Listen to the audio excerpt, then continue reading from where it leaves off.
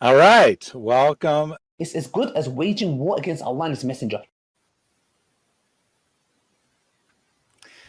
Today we're going to be talking about the amazing city of Mecca.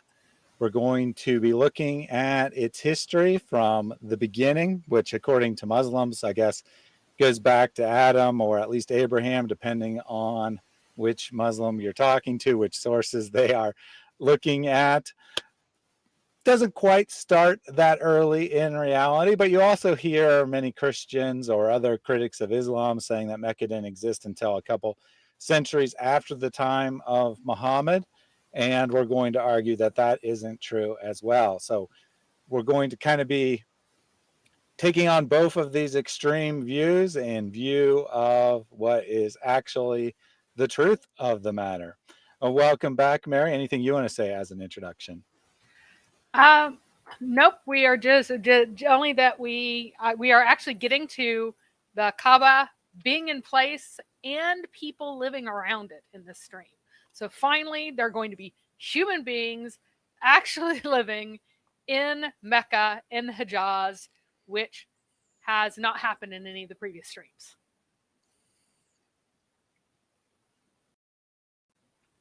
So, but before we get to that, I think we're going to start with some current events. No doubt everyone in the audience has heard that Israel is at war, that Muslim terrorists attacked Israel, and they responded by declaring war on Hamas in particular, but by consequence, the Palestinian pseudo state.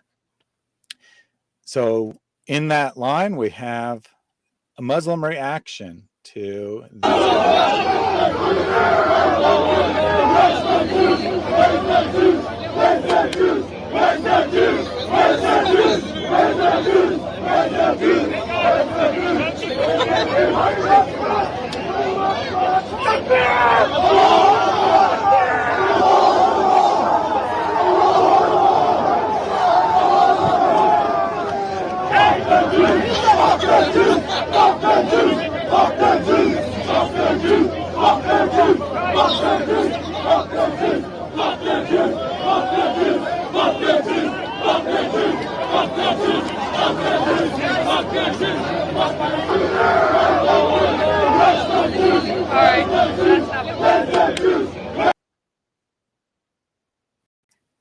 So yeah, it goes on for a minute after. There's about 2 seconds left, but yeah, I think the clip more or less speaks for itself.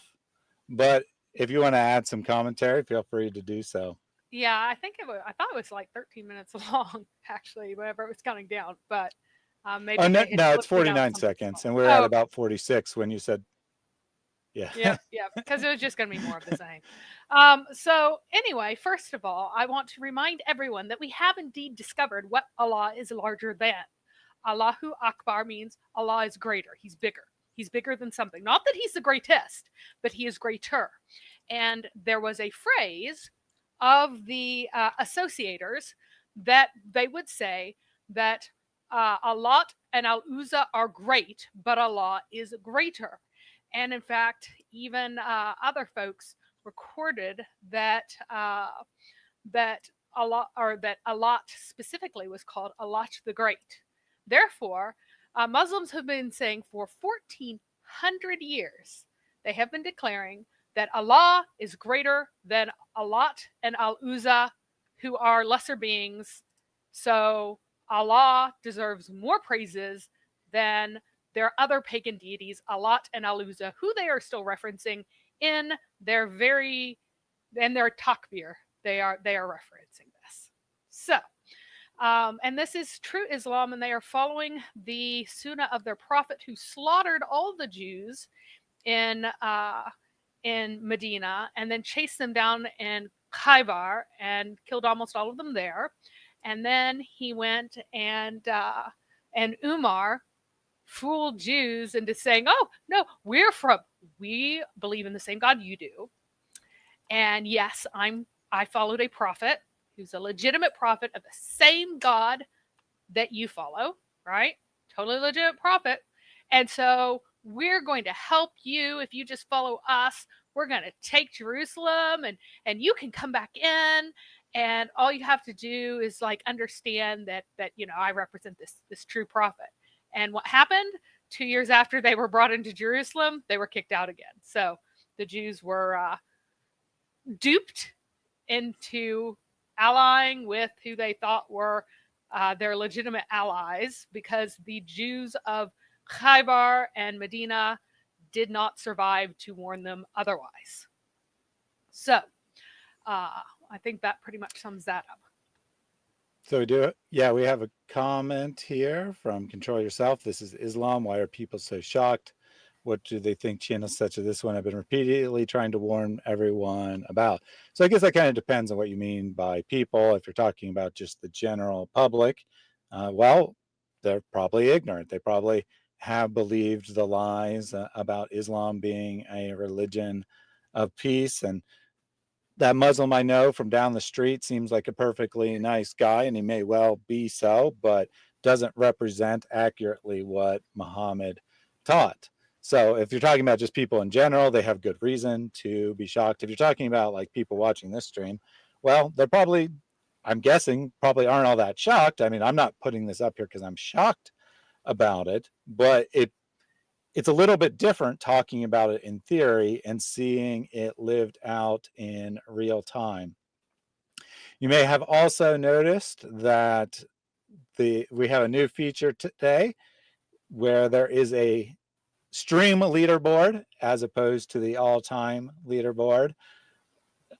So points earned today, that's going to show you who has earned the most today. So everyone has a fair opportunity to participate in that leaderboard, even if you haven't been around here a long time, and this would be very difficult to get on the all-time. You'll have opportunity to get on the daily one. And we also have another new feature here today. We have the cat cam active. As I promised a while ago, I'd get this set up so you now can see. Let's see if I can adjust that slightly. Oh, wrong direction. See if we can get her head in the shot. There you go. Right in the, so here's her head right here. You can see Artemis sleeping in front of my monitor. So I'll leave that up as long as there's actually a cat there. If the cat leaves and the new one doesn't come by, then I will take that off, but it'll stay up so you can watch Artemis and see when she is sleeping. She often sleeps through these streams. So, and she was just disturbed by another cat jumping around, and you can see her in real time there. Anything else you want to say before I bring up your presentation? No, I'm going to do a little bit before my presentation. The first thing that I'm bringing up is something pre-presentation. Now I actually have to find the window I'm sharing. Gotcha. Where are you? Yes, you are sharing a window. Where is the window that you're sharing? Here it is. Ha! All right. So, I talked a little bit last time about the Hums, who were a sect within the religion of the pre-Islamic pagans, the Muhramun, excuse me, not Muhramun, but Mahramun, who were the folks who regarded the haram, the Masjid al-Haram, as being their haram. So Muhramun is Mahramun. Goodness, Mahramun is from that same root as haram, because you recognize the haram, so you're called the haram recognizers is kind of what's meant there. And someone was writing about the new sect that the Quraysh kind of invented and established and wanted everybody to join. And one of the reasons supposedly that Muhammad is supposed to be great, remember he's a great man for civilization, he's a great man for women, because he forbade girls from being buried alive. Well, according to al-Jahiz, he says that the Quraysh did never bury their female babies alive. And also in Taif, additionally, they never buried their babies alive because they were neighbors and they were hums. So because they are hums, they did not kill their female infants. So this female infanticide was something that was rejected by the post elephant, year of the elephant, Quraysh. They said, we're establishing this thing. We're not bearing any babies alive. So Muhammad did not come and innovate this. This is something that all of the pagans of Mecca already did. Now, secondarily, also he points out that Al-Jahis points out again that the Quraysh, being hums, refrained from raiding, whereas tribes who accepted the idea of hums continued to raid and to have intercourse with captured women and to take spoils. But the Quraysh remained courageous. So the Quraysh, having established the hums, wanted to define it as, we are people who don't go on slave raids to get captured women to enslave and rape. And most of the other hums didn't follow this, but the Quraysh established this and wanted everybody else to do this. Now, Muhammad came around and he said, oh, all of this stuff about not raiding and raping women, we don't need to do that anymore. I'm a prophet. I'm going to establish a new deen where we do rape and steal women. So I just found that those particular details were especially interesting because we hear all the time how Muhammad came to enlighten the world and bring us enlightenment and female empowerment, when in reality, Islam set women back compared to the pagan Quraysh. All right, so before you get into the presentation, we actually had a super chat, which is a question. I also saw one from Jack Ray, but I'll start with this one since it's a question. I want to get it before we get... Brothers and sisters, why to lose this great opportunity? Remember, when the person is on his deathbed, the last minute, he will ask Allah Jalla wa Ala to be delayed for 1 second to do what? Not to pray, not to do other things, but to give sadaqah, because sadaqah you can give it just like this, in 1 second. All right. And Storymaker is not losing this great opportunity. The question here is Judaism, and that I heard that Judaism and their influence made Judaism monotheistic. What are your thoughts on this and possible links between Zoroastrianism and Judaism? So there is a... So I heard some argue that Zoroastrian influenced Judaism. Sorry. Yeah, some of the text was cut off for me. So. Okay. There is a big time issue with this. The person who established Zoroastrianism, as we call it, right, as the religion of the Persian Empire was Darius the Great. The Jews had already gone back to Jerusalem by the time Darius the Great came around. So the theory of the people who are like, oh, Judaism was totally rewritten in this certain period, that would be the period of Babylonian exile and the very, very early part of exile under Cyrus, who was the first Persian Achaemenid emperor, right? He's the first Shahanshah of the Achaemenids, right?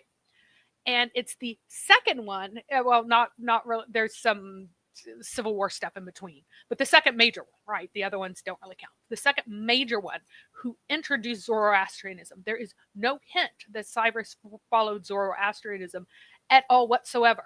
So the Jews were already in Jerusalem by the time Zoroastrian was even introduced. We also do not know what form Zoroastrian took at that time. The script, the first script in which any Persian language was written did not show up until the 2nd century BC, which is far long after Zoroastrianism was established. And furthermore, the Avesta, or excuse me, Avesta is a language, the Gotha was not written down. The Gothas were not written down until the AD period. And it has been conclusively shown that oral texts do not stay static. It doesn't matter if it is in a dead language. If you know the language well enough to understand the meaning, you're going to be changing it. And if you don't, it just turns into nonsense syllables after a while. So we have Zoroastrianism is too late, and we also have no idea of the actual form of Zoroastrianism in its first 500 official years of existence. So it really is phenomenally unlikely that Zoroastrian influenced Judaism, but vice versa could have been extraordinarily likely, because we do know that the basic nobody says that the beliefs of established in the Old Testament come along after the Second Temple was established. Like the Second Temple establishment, everyone agrees that the Torah and the histories were written before that point, right? So if Zoroastrianism is oddly similar to that, the influence would have to be in the reverse because of sheer time things. And all of these claims of, we have perfect preservation, phrase by phrase, that has been conclusively disproven by memory studies and by studies of oral traditions and oral poetry of that same sort in historic times. All right. Thank you very much for that answer. And thank you, Storymaker 2, for that super chat. I saw that it was your first super chat on this channel. So thank you very much for that. So we'll get into the main body of the presentation today. Like I said in the introduction, we're going to be looking at the real history of Mecca from its foundation up until the year of the elephant, which is sometimes said to be the year that Muhammad was born, although that doesn't seem to really line up. There are Islamic sources that say that. Indeed. So we are the year of the elephant. So when we talk about the year of the elephant, I mean the year in which Abraha actually conducted his campaign. I don't mean the year that Muhammad was born. If you look at the early sources of Islam, they do not agree that Muhammad was born in the year of the elephant. Some say he was born years before, others say years after, and others say year of. We know now from history that he was born 12 years after the year of the elephant, right? So we're bringing it up to 12 years before he is born. And that's right before the establishment of the Hums and a number of massive changes to the society of Mecca as a result of their fears brought about by thinking that Abraha was campaigning against them. So I have mentioned this before. This is very, very, very important to keep in mind, guys. There are 3 Meccas that you can talk about. One is the purely imaginary Mecca that is popular in modern Islam, okay? That's the greatest city ever. It's super rich. It's big. It's spices, incense, gold, endless caravan, beautiful wonderfulness. This does not exist in the early Islamic sources. People are reading what I call, I'm now calling legendary consensus Islam. And that's the Islam that you'll run into from the average Joe Schmo in the street because they've been told things. That's part of legendary consensus Islam, along with the perfect preservation of the Quran. All of that is this entirely fictional thing that Muslims are taught that is not true and has no basis in the sources. Now, there is also a primordial Mecca of Islamic sources. And in that Mecca, Adam and Eve went there. That makes it the mother of settlements because it was the first settlement ever. Not the biggest, but the first. Noah was there. Abraham and Ishmael were there. 300 prophets are buried there. This Mecca is also fiction. And being fiction, it disproves Islam. The first one, being fiction, does not disprove Islam, and it's not in the early Islamic sources. The second one, the primordial Mecca of Islamic sources, it being fiction, which it is, does disprove Islam. We have to keep the distinction between these two. People are not being careful with this. Third, there's also a Mecca of Muhammad's day, which is in the Islamic sources, where people were walking around and writing various things, right? And they were about their own lives. And what is described there is that they are outdoor pooping hillbillies. Muhammad had never used a latrine in his life until long after he came to Medina. They lived in one-room hovels. They're made of mud and stacked dry stone. They're always one drop from starvation and always in fear of starvation. And they are a peripherally important caravan/pagan shrine, which is attempting to become significant in an increasingly monotheistic world. This is the Islam of the sources. This is the Islam that has to be matched. Not the primordial one that Muhammad just made up and pulled out of his rear end. It has no, you can't find it in the poetry. So you can't find it in any of these sources. But, and so Muhammad made that up. And it's not the one that's entirely made up very recently, but the one that actually existed is the one we're talking about today. Now, the rise of the route that would make Mecca even possible is related to the decline, and I spelled that wrong. There should be no U. Anyway, the decline of Qaryat That Kal, which was the city, if you guys remember, that was between Riyadh and Najran, that was kind of out in the empty corridor. It declined and was abandoned in the 4th century AD. By the time it was abandoned, the main caravan route goes through Taif. In fact, a very old Greek source claimed that the Minians controlled they specifically said the only route was controlled by the Minians.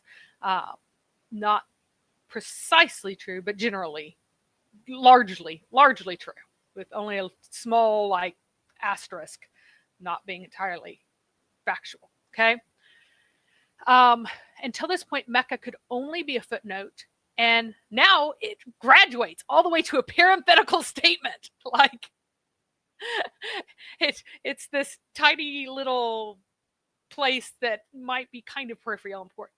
Now, Jack Ray notes that considering how little is in the Zamzam well, he can't see more than a very few people in Mecca in the 600s. Well, you're starting with the misapprehension that people drank the water of the Zamzam well to quench their thirst. It actually tasted incredibly foul, and they regarded it as magical. It was magical for cleaning themselves and then for taking tiny sips of it. And there's really interesting information in the sources, because we find out that Abbas and before him Abu Talib, and before him Abd al-Muttalib, that they all would take Zemzem water and put in dates and raisins into the water for the visitors to drink to make it less foul tasting. And in fact, later a governor would call it the mother of the black beetles because it tasted so nasty. But this is not something that you went to drink, okay? It was something that you went to for its magical properties. And what do we get, boys and girls, when we take fruit with really concentrated sugars and soak some water in it and let it sit for a while? What do you think, Thaddeus? Yeah, probably some decent tasting juice, even if the water itself doesn't tast very good. Well, I would imagine that the it sugar sits a few days. Oh yeah, oh, it's a few days. Well, you said Yes. a little while. I thought you were saying, let it No. soak for 10, 20 minutes. Well, if it's days, it's going to start fermenting. You're going to get Yes. some sort of alcohol. So during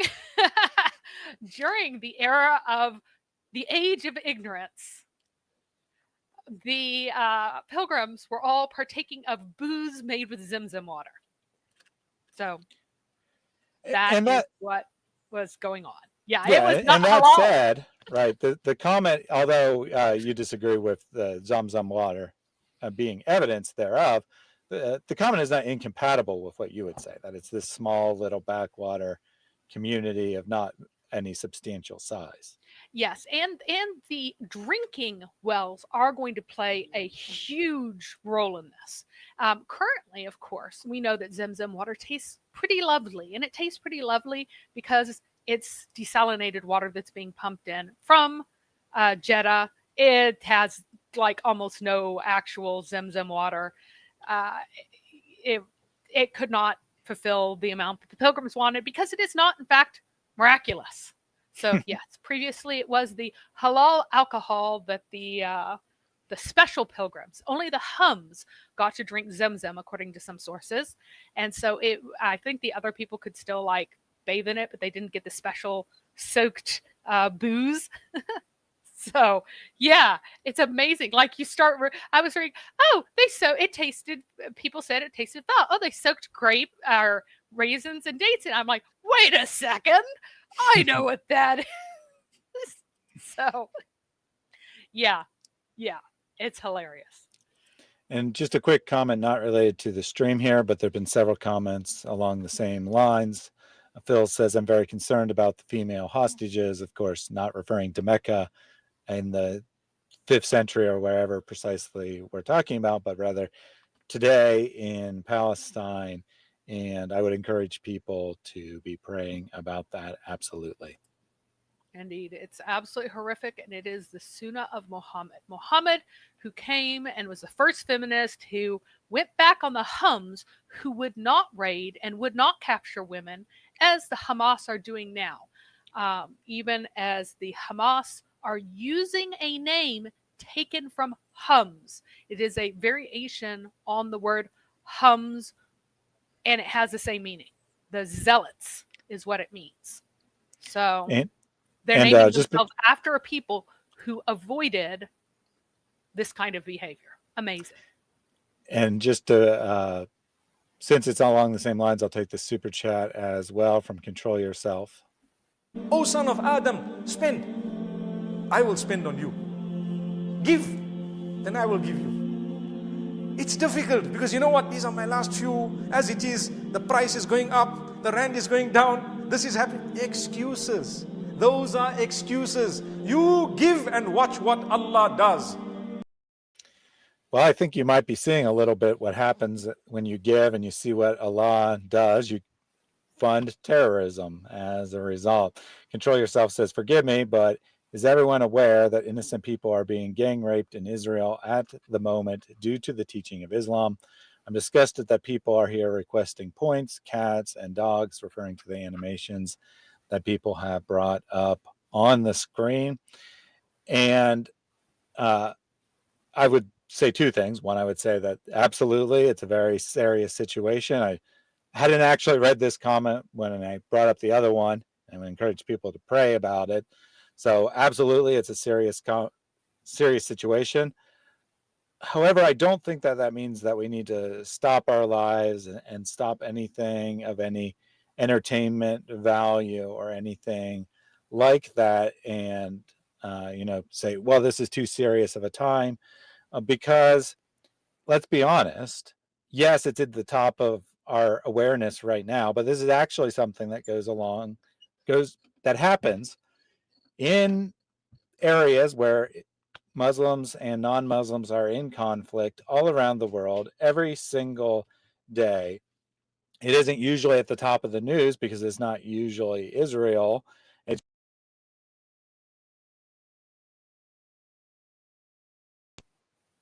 the West, and so we pay no attention to it. But the reality is this is happening all the time, and what we need to do is we need to fight against the teachings of Islam. That's the purpose of streams like these, of course, but that doesn't mean that we can't have some entertainment along the way. Yeah, entertainment makes things more palatable. Let me be very frank. This has been happening for months and months and months and months to the Armenians, and no one cares because they're not Israel. The Armenians have been slaughtered for months. There are caravans of enormous lines of refugees from Armenia, and they're being slaughtered, and no one cares. This has been happening in Nigeria for years, and no one cares because they're not Israel. So, yes, this happens every single day. This is Islam. This is the Sunnah of Muhammad, and this is why I talk about it. And the same people who are your lovely neighbors were the lovely neighbors of the Christians in Syria before ISIS came. And when ISIS came, they helped turn them in and turn them out of their houses and kill them. Why? Because it's all fine to be like sweet and nice and stuff until the caliphate comes. And then you have to be a real Muslim and put everything else aside. The same people who are sweet and loving to you, as long as they believe this, will be among those who cut your throats. You guys just don't understand what people are capable of outside of Christ. This is what humanity is. It's what it has always been. And this is what it will always be. So these people need Jesus, and they need Jesus quickly. And if we have a little bit of lightheartedness so that more people enjoy the stream and learn more stuff about how Islam comes from paganism, and it is Hums, but is another faction of the Hums. A more despicable, disgusting, ridiculous faction. The Hums were trying to be a rivalry to Christianity for the Arab, for the backward caravan raider. Here's the Hums. Come be the Hums. Well, we don't want to be the Hums. Why? Because we have to stop kidnapping and raping women. Hey, I'm Muhammad. I am presenting you the same thing. I am presenting you an Arab supremacist nationalist religion. And guess what? You can still raid women and rape them. Oh, yay, we'll be rich now and we'll be powerful. Let's follow Muhammad. This is what Islam is, and this is what I'm explaining here. So a lot of people recently are saying things like, oh, they didn't call themselves Muslims. They called themselves believers. That means that they believed in Jesus. Yeah, in the same way that Muslims now do. They want to run away with him and make them into Muhammad's own image, just as the Hums tried to run away with him, just as the Hilla tried to run away with him. They're all trying to do the same thing. They were pagans then, they're pagans now, they have always been pagans. It is a despicable pagan religion, and it is a mockery of Christianity and a mockery of Judaism and a mockery of God. And we need to not give Islam any credit whatsoever that had any true, genuine origin in any true faith, because it didn't. It's pagan, pagan, pagan, pagan, pagan. The farther you dig, the more pagan it is. And this is what I'm showing you today. So, and since this is a serious moment, I'm going to call attention to this as well. Bubblegum Gun says, Jesus has commanded violence. What are you talking about? Stop criticizing Muslims for violence. Jesus commanded the same. Get a brain, you moron. Jesus did not command violence ever. And if you continue, and he posts Samuel. What a shock. 1 Samuel 15:3 posts the holy war as a supposed example of Jesus commanding violence. You do that again, Bubblegum Gun, and you are permanently blocked on this channel. Then we also have this genius here, Dr. M. Why is there an African bush elephant in the thumbnail? There have never been African bush elephants in Mecca. Well, thanks for proving your own history wrong, you moron. All right, let's get back to the stream. So actually, so that everyone knows, the Ptolemies established relationships with Ethiopia because they wanted to get African bush elephants to train for war, because the previous North African elephant had pretty much been hunted to extinction. The small elephant that I'm going blank on his name, dude from Carthage, very famous, Hannibal. took over the Alps. He took over the smaller elephant that's more trainable. Well, they were no longer available. The Ptolemies wanted to have African bush elephants to train for war.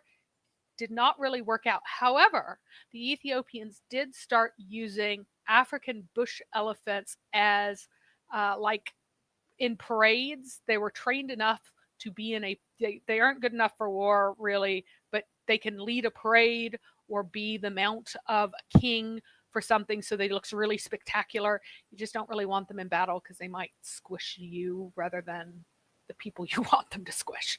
So yes, and there have been recently excavations of places where African bush elephants are kept by the Ethiopians. So it is actually possible. It is actually possible that Abraha did indeed have exactly one elephant to show how important he was. But it wasn't a fighting elephant. It was a show elephant for marching with, right? So yeah, I mean, it does become known as the year of the elephant for a reason. The suggestion that it's purely mythical, I would put on the back burner and see if maybe there's some history behind it first. But the irony here is that, Dr. M is calling us idiots when all we're doing is actually affirming the possibility of Islamic history or prehistory repeated by Muslims, if you want to put it that way, of being true. So he's saying, you guys are morons for thinking that Muslims might have told you the truth about the prehistory. Okay. Yes, that is incredibly funny. It's weird because they're trying to put Asian elephants. There were no Asian elephants there. That is a non-starter. That is not possible. No Asian elephants, and they have done studies on the bones of elephants that appear to have been captured, and they were not bush elephants, or excuse me, they were not forest elephants. They were in fact bush elephants there from their genetics. Very clearly, they are bush and not forest. Forest is the other subspecies. So I have actually done way too much reading on whether or not there might be one elephant, and why would there be one, and why would they remember one elephant? Because this is actually one of the only things in pre-Islamic history that's a big event that the Arabs might remember something historical, sort of. So yeah, they name him Mahmud. Why on earth he would have an Arabic name, who knows? But because he's supposed to be Ethiopian and together with a South Arabian elite. But for some reason, no one can explain why he basically has the same name as Muhammad, just a slightly different form of it. So anyway, so the Tihama became less barbaric during this time. Now the Tihama is the coastal plain and that runs along the Hijaz. So there's a plateau which is high, the mountains that go up and then a little bit above the plateau and then kind of back down again. And then there's the coastal plain right next to the Red Sea. It had no ports until you get all the way to Yemen. Why? Because the anchorage is terrible. And also the people would try to kill and enslave you if they could get a chance. Ports are needed for safe sailing. And you really want to have them a day apart if you possibly can. Not because you need to restock every day or you go into port every single night, but rather if there is a storm, especially the Red Sea has lots of shallow areas and stuff, and it's really easy to get driven on the rocks. People were getting shipwrecked on the Arabian coast all the time, and hence the people who would come and enslave you and steal all your stuff, right? So you need to have a safe place whenever you see bad weather to run into so you don't get shipwrecked. So all of those ports existed on the African coast going up. And these are described in the Periplus of the Red Sea of 150 BC and a number of other things.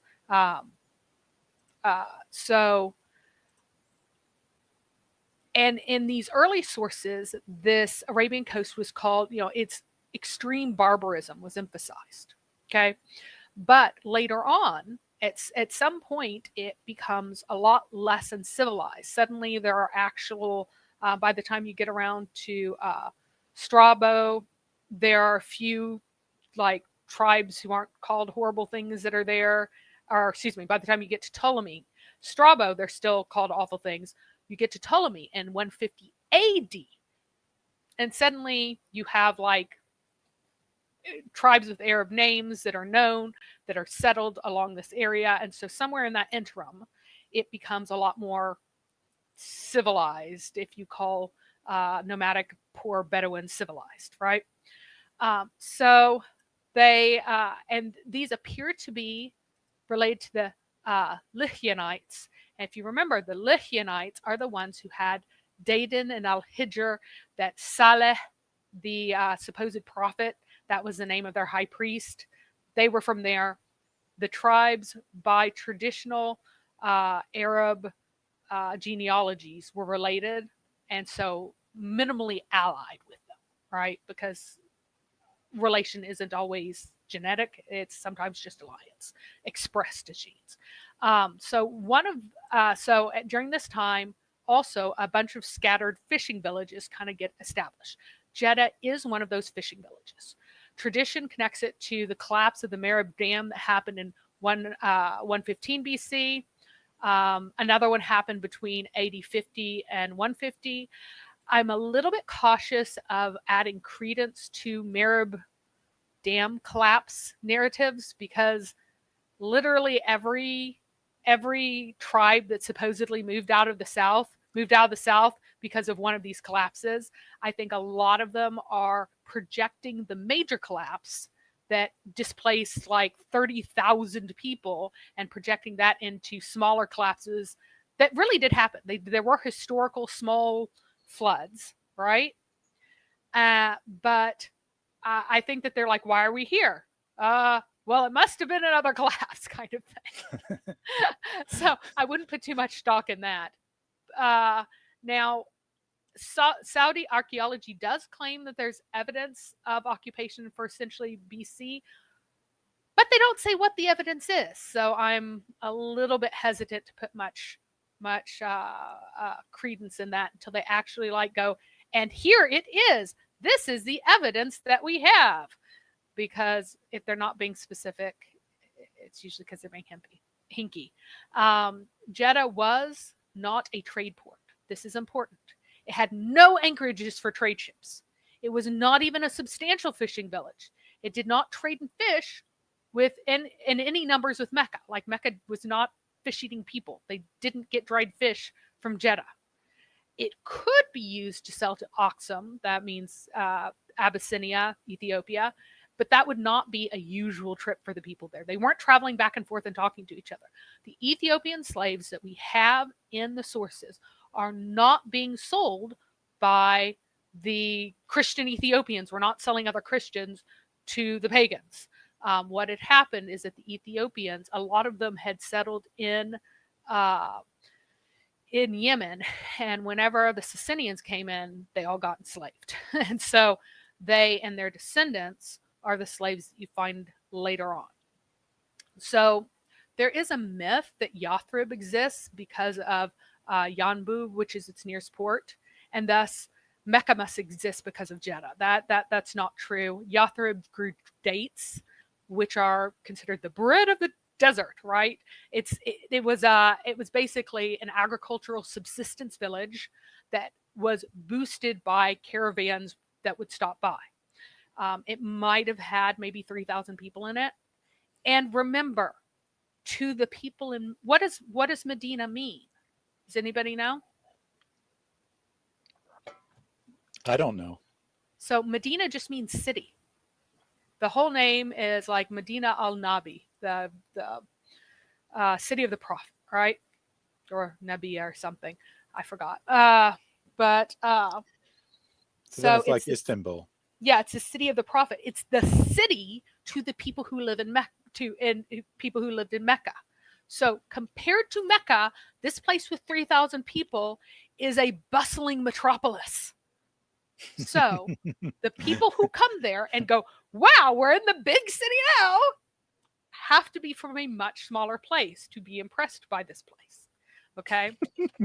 So yeah, that's amazing. Yeah, think about that. Like, it's not uncommon. Like I said, Istanbul's an example of this, for the big city to just be called the city. Like, even if it has another name, people will often refer to it the city. If they're out in the country, everyone says, "Oh, I'm going into the city." You know where they're going because there's one big city. And here, the people of Mecca are calling Medina, which you said was about 3,000 people, the big city. So gives you an idea how small Mecca must be. Exactly. Now, Mecca is located on the plateau edge caravan route and the Tihama. So we have the picture of the Meccan trade route here, right? And it's located between this route and the coastal plain. Mecca is in between those, and there is a connecting route to that coastal plain through the mountains. Now, there is now a secondary road by this point, like by AD 300, there is a secondary road that is going down the coastal plain. It is not nearly as traveled. It doesn't have nearly the kind of provisions that the other one has. You couldn't trade with as many people, but it did exist, and it was probably mostly to avoid getting killed by other folks. So, I'm even boring his cat, but we are going to continue anyway, even with bored cats. So, That's not what I meant. I was just pointing it out because it was super cute. I Like, pull it over, and I then didn't you're see like, because I'm "Oh, looking the at my cat's thing. bored. The cat's bored." All right. So, and this is interesting because the closest relatives of that are identified as being related to the Quraysh, they all live on this coastal plain there. So these are like coastal plain people, and suddenly now we're going to have Quraysh who are occupying a place that connects this coastal plain to the main caravan route. It is not located on a major caravan route. It is located on a connector of the main caravan route to a minor secondary route. So this is like a total side road, right? So I originally put way too much stock on the existence of Jeddah rather than realizing that, they must have been supplying Jeddah. And I'm like, where's Jeddah in the sources? Instead, I keep reading about all of these coastal tribes, and I realized that the main reason that anyone would ever go through where Mecca ended up being was to trade with the coastal tribes generally, not really Jeddah, which, I don't know, probably had maybe 200 people. Like, it was really ridiculously small. So the Islamic sources assign the Khatanite Duram as the earliest tribe to ever control Mecca. That's what they say. And we'll explain who they actually were in a moment. So Mecca's true lifeline was Taif, which was on the main route, right? So you have to go up the mountains a bit and then way down the mountains, almost to the plain, to get to Mecca, which is like another 200 meters above the main plain. And so you would never go through Mecca as you're going north through Taif. But Taif itself pretty much got all the traffic to or from Yemen, except via Oman up the other side, which was a much smaller route, right? And this town was almost certainly established as a settlement by the 4th century, since by the 7th century, it has a full city wall, has substantial irrigation projects, there's small-scale wheat production, as well as grapes and dates. And it has a cash crop. Its cash crop is the grapes with which it produced wine and raisins both. So it was probably subsistence level agriculture, with a small bonus being the grapes and wine. So this is, it gained significance once the Incense Road ran through it, because none of the earlier sources, nothing from 150 AD even says it exists. And during the period of the Kinda Kingdom, there was another town that was pretty significant that was to the north and got abandoned as soon as the Kinda left.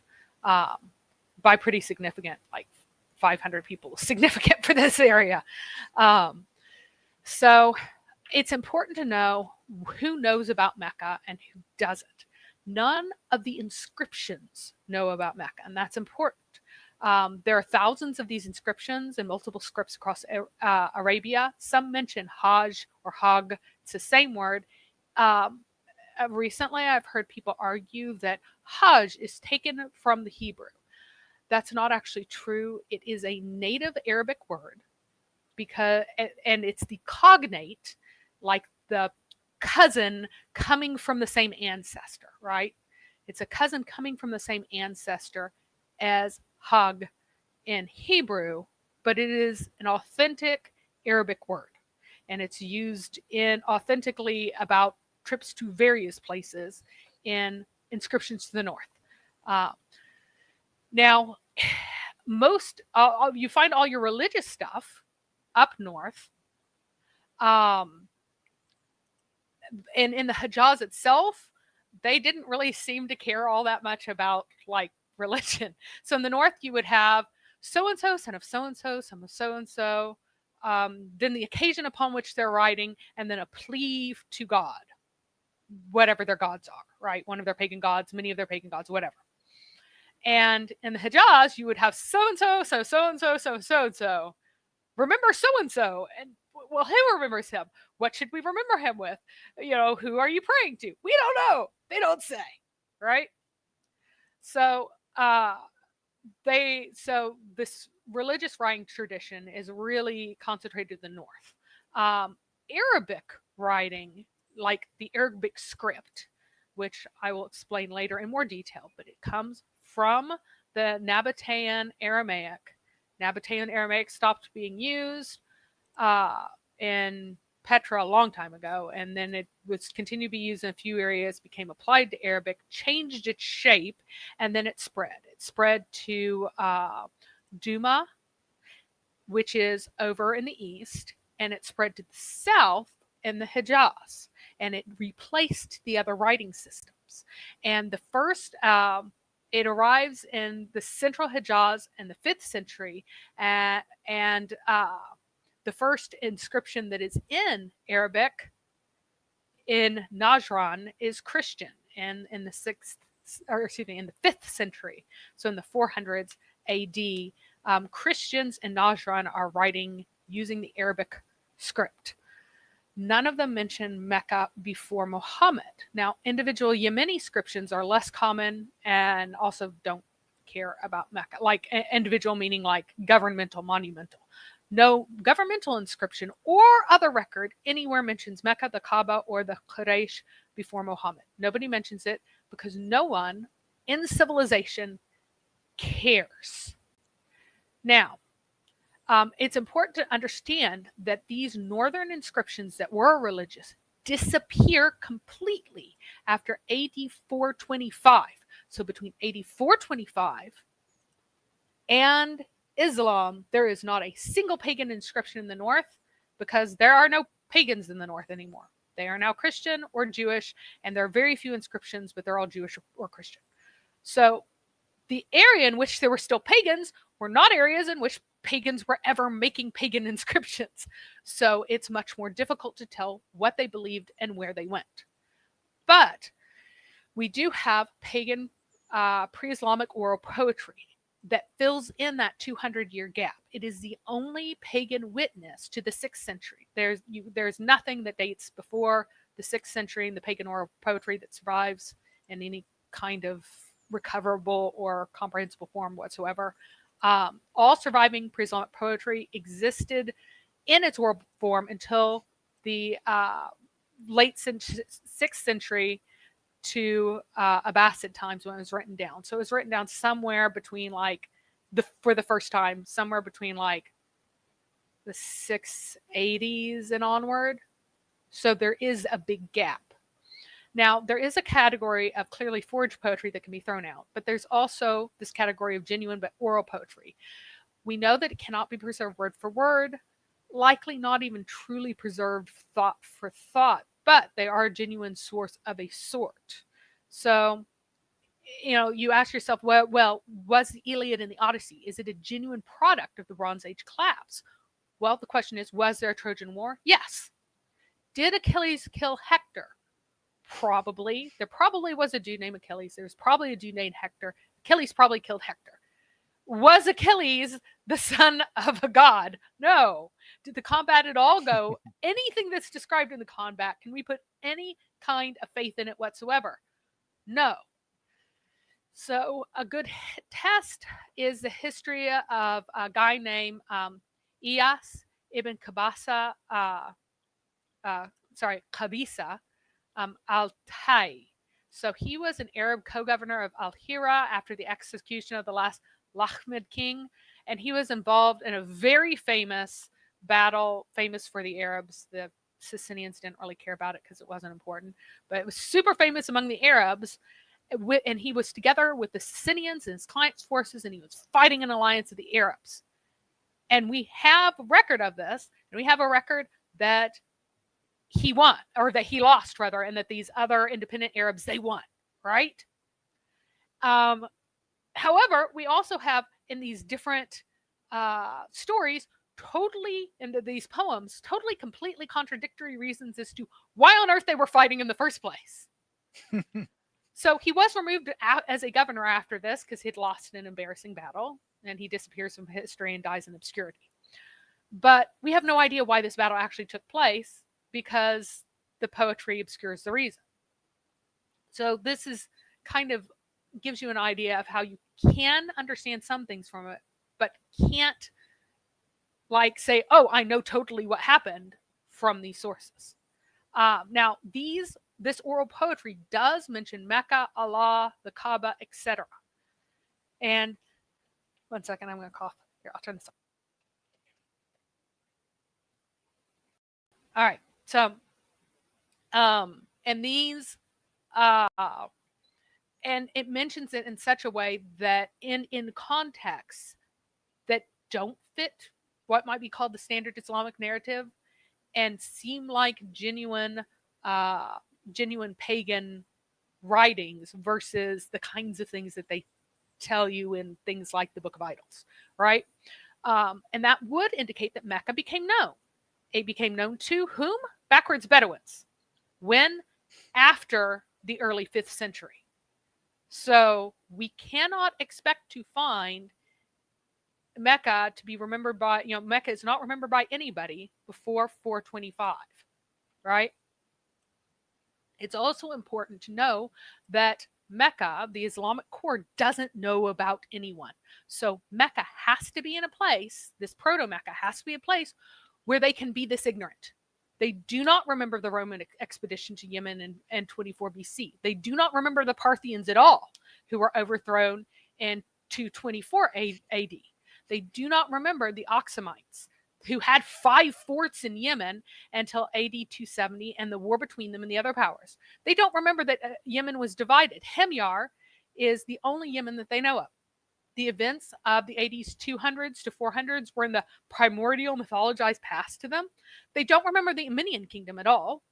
It had a proper kingdom in Yemen until 25 BC. It had power as clients of Saba or Sheba and the Hijaz until at least the AD 150s, probably until 275 when Himyar took over, right?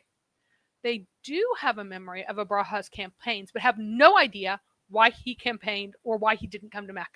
They think that he was like out to get them, and yet he somehow didn't get them. And so then, and it's really funny because they were like, Muhammad made up this story about how, oh, Allah is keeping them from getting us, right? And then later they went, wait a second, they would have had to have gone by Taif. Why didn't he take Taif? And they're like, well, Taif said, leave our pagan shrine alone and we'll show you to a better one. Like they had to come up with an excuse ad hoc later on. Because of course he never came there and never cared about them. Important points is that they genuinely think that the emperor of Rome is in Bosra. They do not know that a Sicilian governor is in charge of Egypt. They don't even remember that Egypt has mostly been under control of of Rome. And supposedly, according to some theories, these guys are like, they're in the limes of Arabia, or of Sasania, or Sassanian Persia. They're in the in the border areas here somewhere. They're either with the Lakhmids or with the Ghanasids, and yet they don't know that there is a term for the ruler of Persia other than Kisra, which is Khusro. Like they use the proper name of two important kings as if it just means king, because they don't even know that much history. If they were patrons and they were rich because they traded with Egypt and so, why would they not know who was in charge in Egypt and who used to be in charge in Egypt? The ignorance shows you how remote these people were from centers of power. Now, this would not be a problem for Islam, actually coming from the Hijaz, if it weren't for the fact that Allah has the same limitations as the illiterate Hijazi synthetic tribe of the Quraysh. So Allah So and the before you sources go, doesn't know any more than the rest of these people. He is just as ignorant. So before you go to the next slide, you kind of already implied the answer there, but I wanted to ask you, if you were a major trade city, right on the trade routes, everyone goes through your city, it's super important, do you think that you would know about the outside world or not know about the outside world? You would absolutely know. Even if you were in the limes, even if you were the Ghassanids, right? They would know. The Lakhmids would know. They would all know more about the world and who was in it. The people that the Meccans know best about is Yemen, and they know very little about Yemen.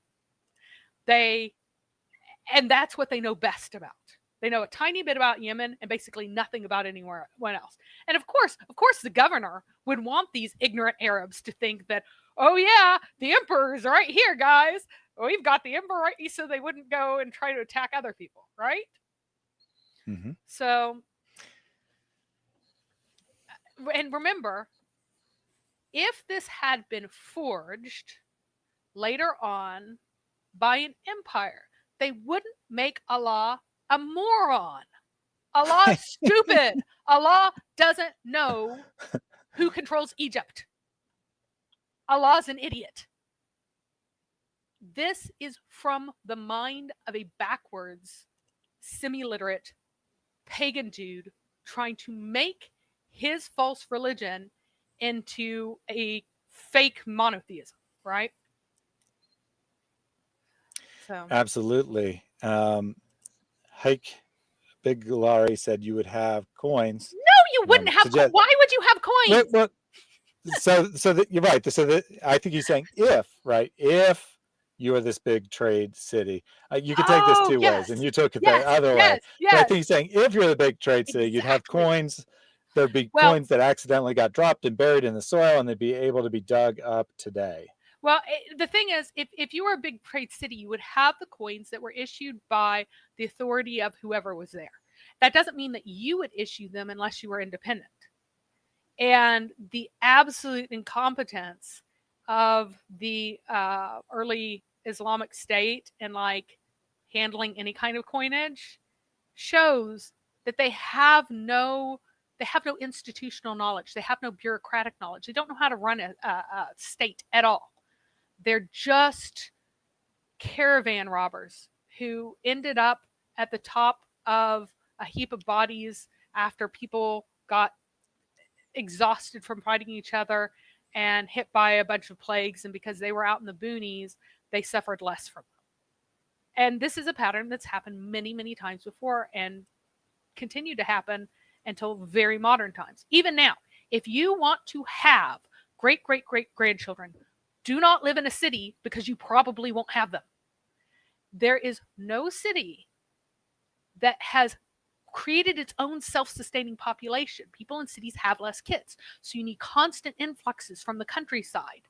And usually in ancient times, cities would get to the point where their high death rates would end up sopping up all the excess population from the countryside.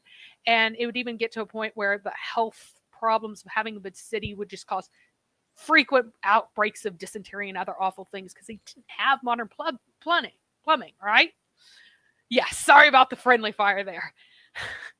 Folks are like have been talking about coins in ways that don't make sense. So sorry, I overreacted. Yeah, and we may get to that on a future stream. Yep. Just to clarify here, Karen says no written history or what? So you're suggesting that there is some pseudo history found in poetry that you can kind of unravel a bit, but as far as like proper history, no one is writing proper history, or at least that survived till today. So whenever I say they don't know about anyone, I'm talking about what stories got preserved in their own oral sources. So what got written down when people finally started writing stuff down at the very end. Like they started writing stuff down about their kind of primordial past, probably at the very end of the 7th century, and about all of the rest of this stuff. That's why tons of people talked about, the year of the elephant, but nobody has any idea when Muhammad was born according to the year of the elephant until later, when suddenly everybody knows with perfect clarity that in fact he was born the very year of the elephant, because that just seemed more appropriate. This is one of these things. You know, certain things in Islam seem to be secure early on, and tons of stuff seem to be insecure and uncertain and unknown. But the farther away you get, suddenly the more everybody knows. So don't trust the stuff that comes later over the stuff that's earlier. Nobody knows early on. Nobody knows later either. They just they know certain things, but they don't know others. Right. Well, it's Patricia Crona actually did call it like the terror of the unknown as being a guiding force in Islam, because you're supposed to follow the sunnah of the Prophet. So you need to know everything about him, how he brushed his teeth, how he plucked his ear hair, how his wife combed lice out of his hair. You need to know everything possible about him. And so it accreted like a snowball rolling downhill, right? Getting bigger and bigger and bigger. And the uncertainty got kind of beaten out of it. So no, these are not trustworthy sources, but they do come from something, right? So the Meccan ignorance of anything but recent South Arabian history points to the recent origin of Mecca. So to the Quraysh, the Araba, the true Arabs, are the Qahtanite Arabs or the Yemenis. That is complete nonsense. In reality, they think that they're like the people who spoke true pure Arabic are from the south. They don't know that Arabic proper is a new language to Yemen. Yemen was bilingual in 24 BC. It arrived somewhere 2nd or 3rd or 2nd century BC, like proper Arabic. Arrived in the area through people migrating, because people will migrate in waves. So there was another wave of migration that came across, erased the older ancient North Arabian languages that were in the Hijaz. That was a northern language that had been spoken in the Hijaz as far back as we know, and began settling in Yemen. And again, people in cities don't have enough babies. So slowly, since the countryside was now Arabic speaking, more and more of the cities became Arabic speaking. And by the time Muhammad comes around, only a small minority of people speak Old South Arabian, any of those languages. And it had been continued to be used in official documentation and all the big official inscriptions, all the way through the Himyarites, through the Oxumite folks like Abraha, and only disappeared when the Sassanians came in. But the Meccans know so little about history that they don't even know that these people who are speaking this weird language that they think is like, oh, you're speaking this weird language, we don't like you, that they were the people of Saba, that they were the people of that area originally, and that Arabic is the newcomer. They have no idea. So cultural memories in Mecca, really, they only go back to the Himyarites. no earlier than the late 3rd century to AD. To them, the Himyarites have always been control. And whenever Saba comes, Saba is like an ancestor of Himyar rather than its rival that was defeated. They don't know. Anything before 400 AD is ancient to them. Shows how, and groups remember their own origins usually pretty well, and they remember very recent things. And everything in between is like this big, fuzzy, yucky mess. And so their identity as Quraysh thus has to be pretty recent.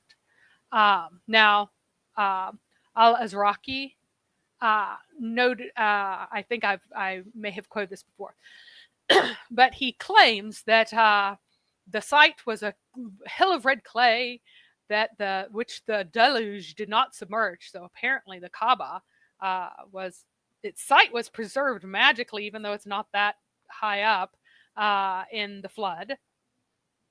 And then later, people knew that there was a temple there, and they would come and seek protection from all over the world and call out Al-Makrub, which means and so those KRB roots, they relate to grieving, being troubled, or in agony, or rushing or hurrying.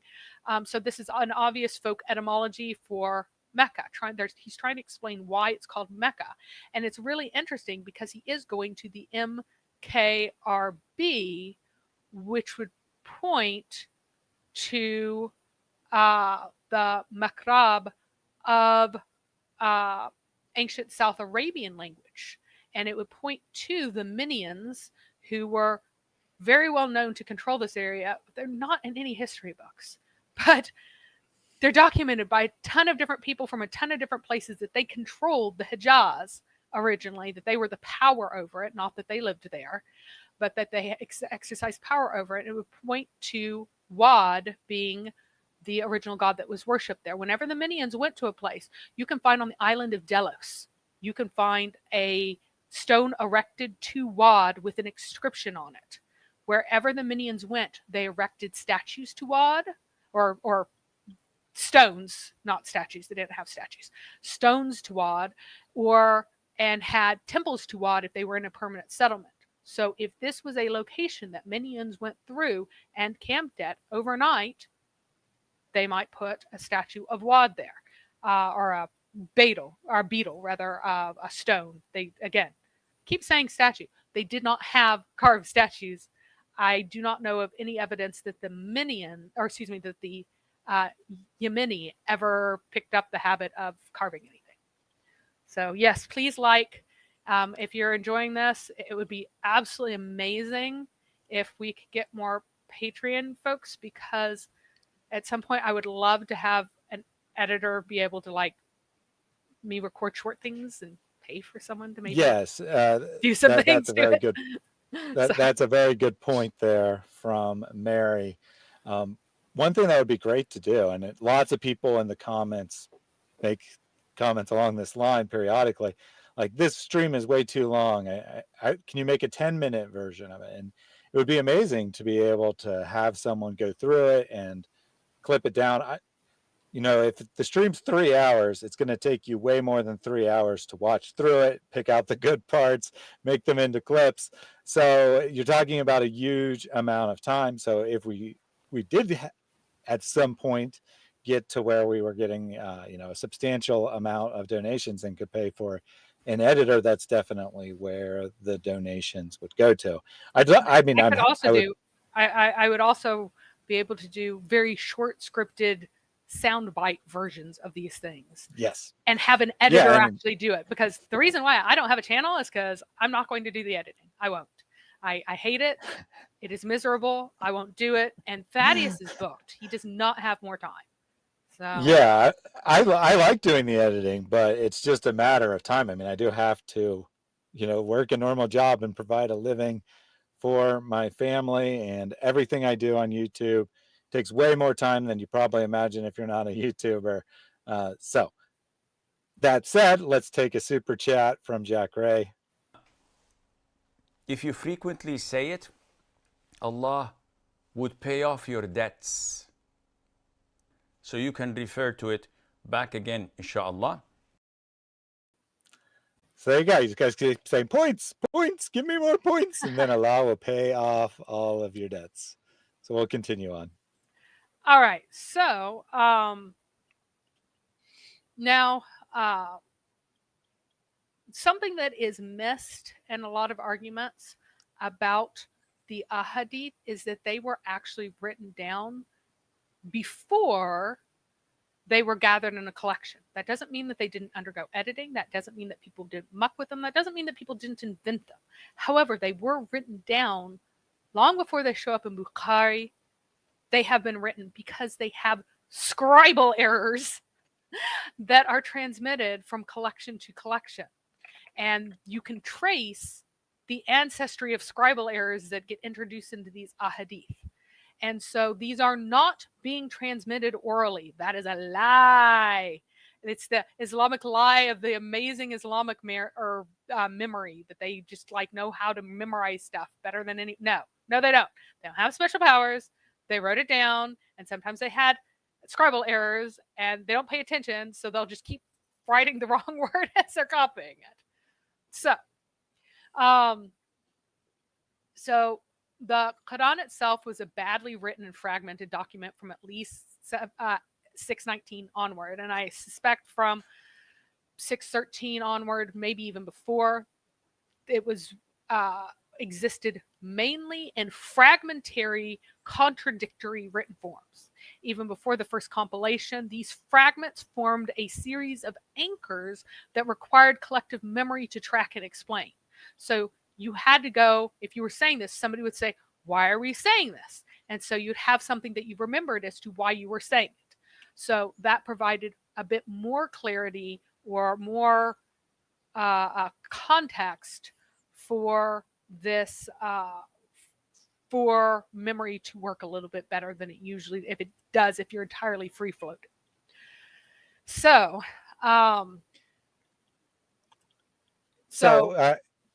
if you're pausing there, I'm going to take this comment from Relaxation with Gaia. Attacking Islam again? Have you nothing better to do? Well, this is our fake. I'm not a Muslim. No, I just happen to parrot the incredibly idiotic things that only Muslims say, but I'm totally not a Muslim.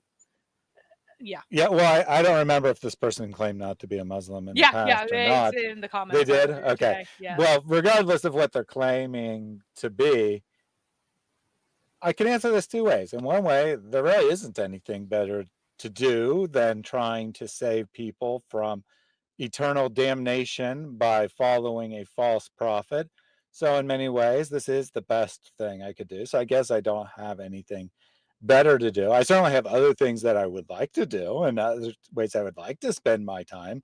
I don't just talk about Islam because I think it's like super entertaining to make fun of Muslims or something. Not remotely anything like that. If I was only seeking my own self-satisfaction, my own material gain, or whatever else you want to accuse me of, this probably would not be very high up on my to-do list. But it is high up on my to-do list. It occupies most of my free time, in fact, because I care and I want Muslims to be saved from their horrific fake prophet and their demonic God. So just but Relaxation with Gaia would prefer for Hamas to continue raping women and beheading babies, because Relaxation with Gaia approves of that and disapproves of what we are doing. Let us be clear here. That is what you believe in, Relaxation with Gaia. You say, I want more women to be raped. That is what I want. That is what you want. That is who you are. So let us not mince words about this. Who you are is that. What you want is that. And you should live in that. Now, so anyway, I had explained how there are different types of memory. This collective memory that fades after a while. Also the collective origin story.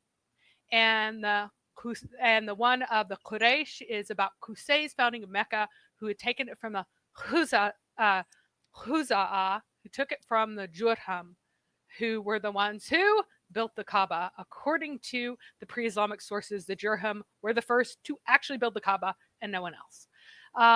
They also remember specifically the founding of Banu Hashim, that has something to do with trade.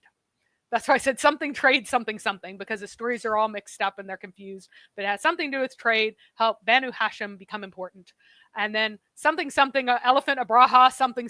They remember something about Abraha coming north with the elephant, and they were all scared, and they were going to be attacked, and they were going to be killed, but then they didn't get attacked, and then later Muhammad made up a story about why they weren't attacked.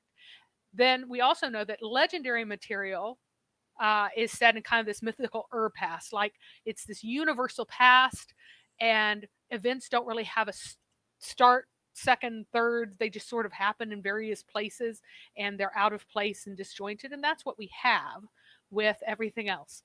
Thank you, Adnan. I don't know why people say that. All right. I have gotten that more than once. All right. So Mecca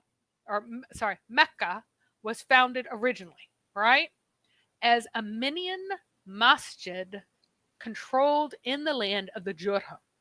Okay. Remember, the Minians would put up beetles and stelae and all of these things to Wad wherever they went. And so this was certainly founded originally by Minion clients, or not necessarily founded by the clients, but controlled by the clients and kept by them for the Minions who wanted a place to stop by and say, hey, Wad, give us a bit of a hand here on our travels, okay? If they happen to be going between the two trade routes, the important one and the less important one. If it is a Hajj site, like bringing folks in for specific occasions rather than something a traveler happens to stop by, it is only a local one, because it doesn't make any rock inscriptions. Like, there's no rock inscription that talks about it. No one lives here. There are no wells. So the future Zemzem is a dry well for sacrifices. They dug a shallow, dry thing where you throw in your offerings to Wad. And this is described quite clearly whenever Abd al-Muttalib goes to dig it out and people oppose him. They oppose him supposedly in the sources because he will never find water there. Why wouldn't he find water there if it was a water well before? Please explain that to me. Why would anybody go, you're digging in a water well? Why are you doing that? You shall never find water there. The real reason for them to oppose it is because they knew that it used to be a site of a sacrifice well, which means that there are valuable things in it given to the god. Why are you mucking with the god's things? Plus, it never was a water well. So why do you think there's going to be water there? And when he does hit water, it is bitter, disgusting water that they turn into booze so people will drink it. So the Zemzem never produced palatable drinking water. It was never a drinking well. Now, there's the Minion specific influence. There's a confusion over the name, Makrub, Baka, which could be a scribal error because of how the B looks when connected with other things without any of the dots, right? One person, Ibn Ashaq, said that it's called Baka because it used to break the necks of tyrants. It means like he broke. Or they could be trying to connect it to their Makrub fake etymology thing, because it can also mean weeping. You would not normally call the place where you're supposed to go to see Allah and meet him, and it's supposed to be a wonderful place. You wouldn't really call it weeping normally, but it might tie into this false etymology. And then finally, Mecca, which may have come from Makrab in the Minion language, spoken by the people who didn't really have a meaning for that. So Wad is one of the very few Yemeni gods who are remembered. The serpent and moon elements are from Wad, and they're everywhere in early Islam. And the moon is a relic of the Minion period, just like the serpent is. I've gone over the serpent elements before. Wad is called Allah, and in recovered writing carved on a stick, they take a stick and they write into it, and then they turn it and then write some more because they didn't have papyrus or or vellum at that time, right? So, well, it wasn't a sacrifice well in terms of guts. It was a sacrifice well in terms of valuables. And there was a constant problem with people stealing valuables early on, which is probably why the enclosure was built in the first place, because you can't run away with the rock if it's stuck in the wall. And they, as soon as they got a walls with a door, it didn't have a roof at first, but it got a they paid for somebody to make a door because nobody there could make a door, and they bought a lock for it, so it was harder to steal from. But there were still problems with people breaking in and stealing the stuff that people would offer to the gods. And they dug a second sacrifice well inside the Kaaba itself, and inside that sacrifice well, that well continued to exist until Muhammad conquered, until sometime after Muhammad conquered Mecca. There was a well for throwing down, like if you, Wad, give me what I want. Here is my bracelet. I shall throw it down the well and offer it to you, right? That's the kind of, and there were golden antelope that were down there and so on, which was almost certainly from the Median period and stuff. And one of the reasons after the Kaaba was destroyed in 605, it was raised really high on a foundation, was to make it harder to steal from by raising up the doorway so high that you couldn't just like beat it down. And they would take away the steps every night and I suppose put it behind the only other lock in the entire city, which was in Dar al-Nadwi, or Nadwa, al-Nadwa, which was the council house. And so that would keep people from breaking in at night and stealing stuff, because apparently that was just like a constant problem. So much for the haram space, right? All of the, and it's really funny because... Well, yeah, I mean, this is a common problem throughout the ancient world of people, sometimes the priests themselves stealing the things given to the gods, or in the case of, say, the pharaohs, the priests were the ones often robbing the tombs for the next pharaoh to have nice things and his tomb and so forth. But I did find it quite funny when you're like, they didn't know how to build a door. It's like the trade capital of the world, right?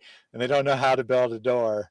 Oh, right, because it's not actually the trade capital, but still. Exactly. Very well, funny. They didn't even have the kind of wood necessary to build a wooden door. So that's why they didn't have really hardly any. They had one slave who happened to be trained in carpentry elsewhere, who would, shape lintels for them and so on. But that's way later. So they had to like buy this door out of town and trek it in on a camel to get it there. So the Kaaba has no roof at this point. So and the whole reason that the Khuza'ah took it from the Jurham is supposed to be that they're the ones using the pilgrims' gifts for bad things. And then later the Khuza'ah also are not honoring it properly. So now the Quraysh have to take it over, right? So that was maybe AD 250 that this happened. Nobody's living here, right? There are no water wells. So AD 300, Mecca was finally conquered by the Khuza'ah. And they claim that the Jurham are stealing pilgrim gifts, whatever. At this point, other tribes are definitely visiting. Otherwise, why would you take it? The Khuza'ah means scattered ones. It is a synthetic tribe. So this is doesn't have an ancestral name. They're not named after a common ancestor. They are the scattered ones who came together to take this place over, right? No one can actually agree whether or not it's a northern tribe or a southern tribe. It's associated with Banu Bakr, which is part of the Kanana. There's a different Banu Bakr that's way far away. The Banu Bakr of the Kanana, who are also one of the coastal plain tribes. And they are also a coastal plain tribe, right? That was their allies. So they're from this coastal plain. So why would they want it? They'd want it to get the pilgrim traffic and trade. They'd want it to get the route from the Tihama from the plateau to feed the Tihama, because they're from that area. They want to control the trade route to the very small population that lives on that plain, because they're part of that population. The main caravan route to and from Yemen is pretty close by, like a day and a half journey. The first two wells of Mecca are attributed to the era of the Khuza'ah and the second half of the 4th century, around AD 375 and AD 400. It's supposed to be Qusay's father and grandfather are supposed to be the ones who are doing this. So Qusay is going to be our next leader. His father and grandfather, accurately or not. But this is how late it is that the first drinking water wells are dug in this area. That's really funny that we're supposed to believe that the Zamzam used to be a real water well, and then the Durham covered it up, and then for at least 25 years, no one bothered to dig it up again.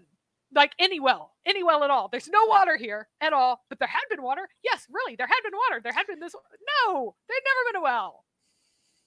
But Mary, we all know that water in the desert is not a very valuable thing, so they probably just didn't really care about finding water. So at this point with the two wells, and no one can quite agree. Everybody says there are two wells, but people give different names depending on who's saying what it is. So nobody knows which two wells they are. But that gives you water enough to save for a while, because these wells could only, they'd fill up slowly, and then it's not like being on a well for us today where we get hundreds of gallons a day and have no problem, right? You would need to dig a whole bunch of wells in this area that gets very little rain, and it would slowly collect water, and only a few people can use each well, and it would be a constant problem, right? So there's enough water to stay for a short while, especially if you have camels. You got to give them a lot of water if you're staying for any time. And they can go a long time without water, but they still need quite a bit of water.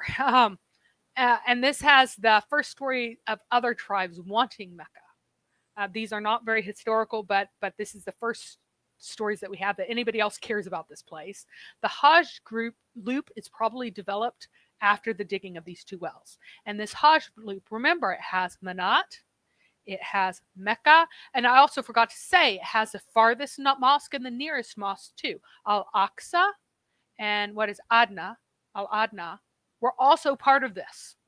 And they were close by, really close to Mecca. Al-Aqsa was the farthest mosque within the boundaries of the Haram, beyond which you would have to change out of your special clothing, right? So then there's Mina there, and then there is Al-Uzza, and then Alat all the way in Taif. And this is this big loop where it's be like, look, you can visit all of the important gods on this loop, come to our Hajj.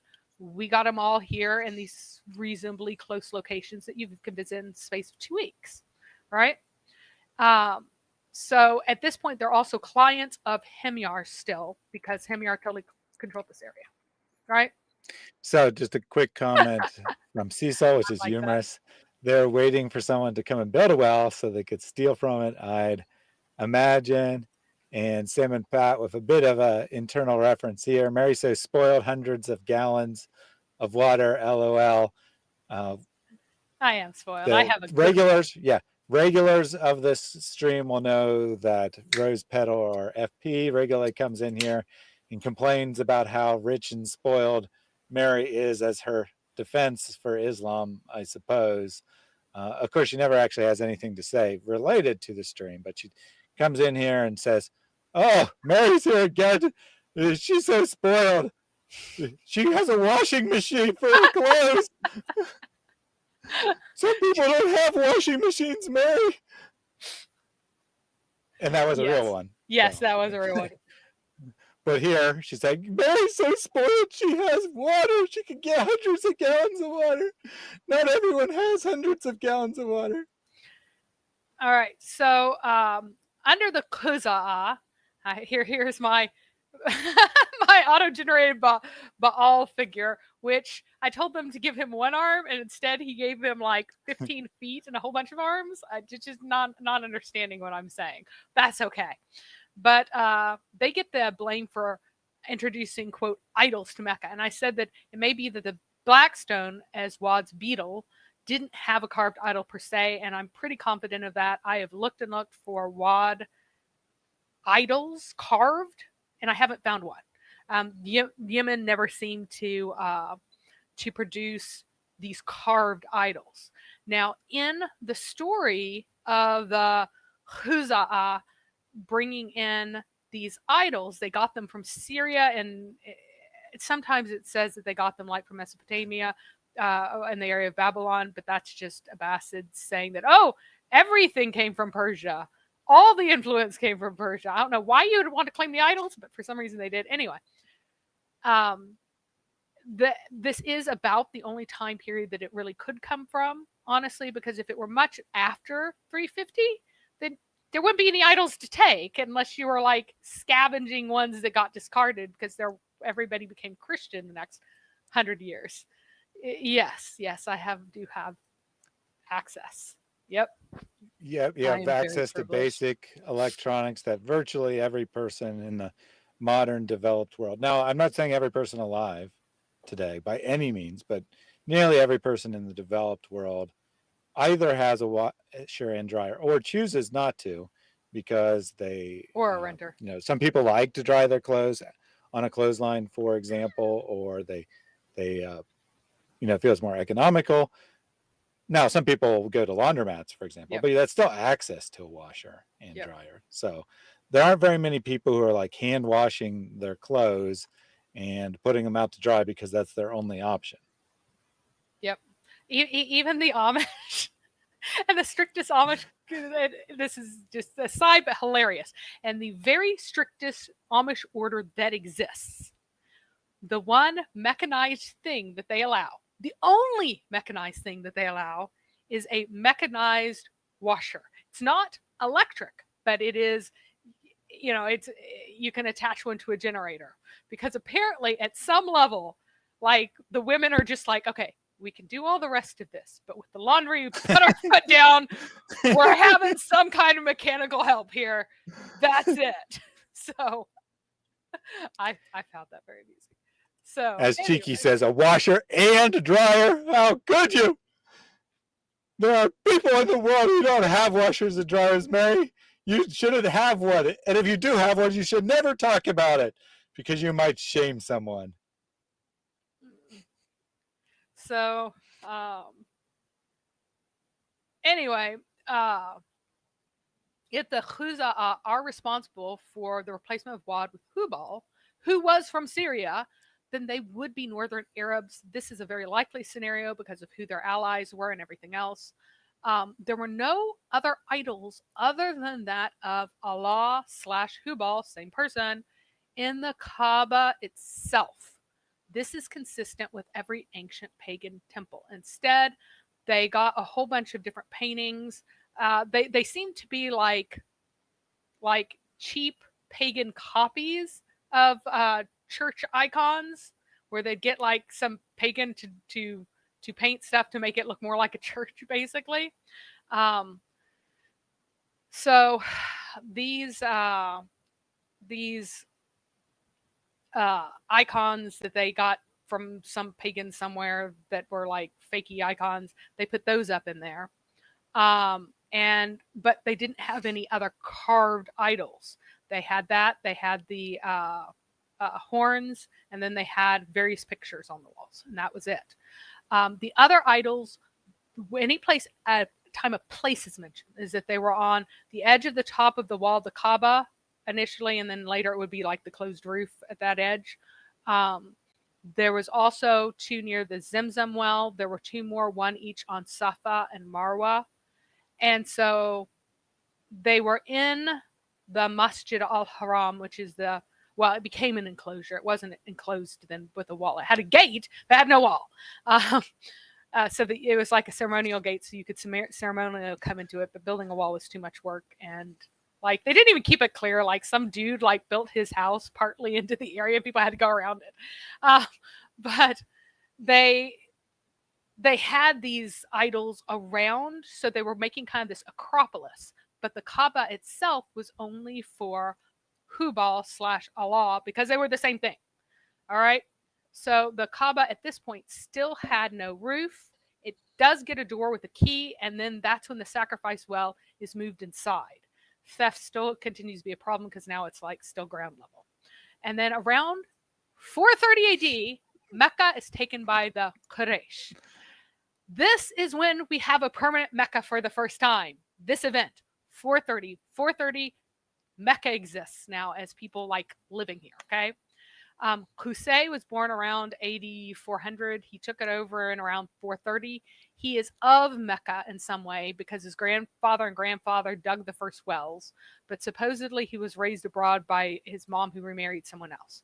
So either he's making it up and he's not from there at all and he just invades, or he isn't really of any other tribe except for the Khuza'a. He's one of them, but he's forming this new, additionally synthetic tribe. So while they were called the scattered ones, he calls himself the little gathered ones. That Y in there is a diminutive form. So it's Quraysh and not Qurash because it's like the little gathering of ones. So this kind of hints that they were a subset of the people who were previously the Khuza'a, the scattered ones. Well, we're the little gathered ones from among the scattered ones, right? He lives in or near around with the people who control Mecca, and he's married to the daughter of the chief. He ejects them from Mecca without a battle, according to some sources, because his father-in-law is like, oh, I recognize that you are so much more worthy of controlling this than my own sons, you wonderful husband of my daughter. Or there was an incredibly bloody battle, according to other sources. The reason is supposedly because his claim is better, because he's just a better and more noble person, meaning he's stronger. It's thug life. Thugs win. He's a thug. He wins. So the Khuza'a are still in control of their ancestral territory, which is that along the shoreline. So they're still out there. And the Quraysh continue to marry their women and are allied to them. The Qusay creates an alliance of these little gathered ones, and he settles them in Mecca for the first time. Very important. Now, we have... All right, before you go, okay. Before you go, I want to pull up a couple funny comments about washing machines and such. I'll be right back. Jack Ray says, mechanized, make it a helper machine. Mechanized, make it a hate-filled killing machine. So don't get your two mechanized confused for sure. Una says, you heard it here, folks. Washers and dryers are Islamophobic. You should have your 9-year-old bride scrape the semen stains off by hand. I would say that would definitely be following the Sunnah of Muhammad. So I think you might be on to something there. And then John Wilson said, I'd like to put my laundry on top of Mary in the bathtub. She's so animated that it would end up perfectly clean. And then a serious comment about cleanliness from Adnan Ben, or wealth, I should say, referring to, Mary being wealthy because she has a washing machine. Rich are those who have the blood of Christ. Amen to that. I'll take a super chat as well. First super chat from Akka the. O son of Adam, spend. I will spend on you. Give, then I will give you. It's difficult because you know what? These are my last few. As it is, the price is going up, the rand is going down, this is happening. Excuses. Those are excuses. You give and watch what Allah does. No excuses from Akka, just a donation. Thank you very much for that. And I saw that was your first super chat on this channel, and that is much appreciated. And Mary said, wait, what? So I'm not sure why she said, wait, what? I just saw the one you pulled up before while I was gone. I was like, what? All right. Oh yeah, about you being a washing machine because you're so animated. Yeah. All right. Now let's moving on to where Mecca was and how it was. So like Mecca is in this little bit of the orange area of the Hijaz right before it turns to dark orange. So it's light orange right before it shifts to dark orange there. It's got like 100. There were desert tribes who lived there. There just weren't very many people. people could have, and the desert tribes adopted Spanish goats and sheep and so on, and kept them in the desert areas. Just weren't very many of them, because there wasn't much water and there wasn't much grass. So they're basically at the very edge of where you can really sustain much of anything. Once you start getting into that red area, some of that red area is where nobody lives. It's the empty quarter and a few other places, right? And then if you go along the Hijaz, it's a little bit more. So there is still enough to keep kind of miserable small herds. But these are, whenever I call them hillbillies, so in most societies, the poorest people are mountain people. The Swiss are like a freak outlier, and it's because they do banking, right? But for the most part, and now the Norwegians do. All right, fine. The Germanic folks are now an outlier, but even the Norwegians were hideously poor in the 19th century for the most part. The common peasants were. They were in abject poverty compared to the folks nearby. And this is the same everywhere else. So compared to the Bedouins who lived in the bright orange, most of the bright orange areas, and certainly the yellow areas, they were very poor. And so a typical Bedouin of the area that is kind of in the middle of the bright orange, that got better rain than Mecca does, and had better, like, when you're in the mountains, everything runs off really fast. So even the same amount of rain doesn't count as well for you as it does on people who are flatter land or who are able to catch it and tame it and everything. So in the areas that had a bit more water, a typical Bedouin tribe would have 50 tents. That would be 200, maybe 250 people, somewhere between 2,000 and 5,000 camel calf units. So in America, we talk about like cow calf units whenever you're talking about ranching, right? So I'm, the equivalent amount of animal biomass, right, would be between 2,000 and 5,000 camels for the entire group. And a respectable family that is reasonably well off might have 100 camels. A really rich sheikh, he'd have 1,000 camels, maybe even 2,000 camels. But a very family that's above that level of basic respectability, maybe 100 camels for the whole family, right? So if you are from this coastal plain or from the Hijaz, your tribe would maybe be half that size at the most, and it might have 500 camel calf units. So a quarter as rich at most, and even 10 camels, you'd be considered a fairly respectable person. So what happens if you max out, that you've got more, you have too many camels, you have too many people, a drought year happens, what happens? Well, you break apart and try to find new places, or you attack your neighbors. A drought year comes out and people are killing each other before they're dying of starvation usually. And so they kill enough other people that they're able to eat themselves, and you avoid the starvation scenario, right? So your total population is pretty stable in this scenario. However, towns support more people. Qusay decides to make his Bedouin people townspeople rather than being in this very fringe, barely able to survive area of the Hijaz. It's like, let's be rich townspeople instead. We're going to figure out how to make this work, and we have this special sacred place, and we're going to market that into wealth for us. So he establishes Mecca as a settlement in around 430. So I've mentioned that they're a synthetic tribe. They likely consist of his 3 genetic sons and probably other descendants of his grandfather. The way these tribes work is that you would change your own ancestry to ally yourself with another tribe. So you go back to some 4th generation and replace him with somebody else, and suddenly you're part of the tribe. You can do this retroactively, and if everybody just acknowledges it, that becomes the new reality. It's how these tribes worked.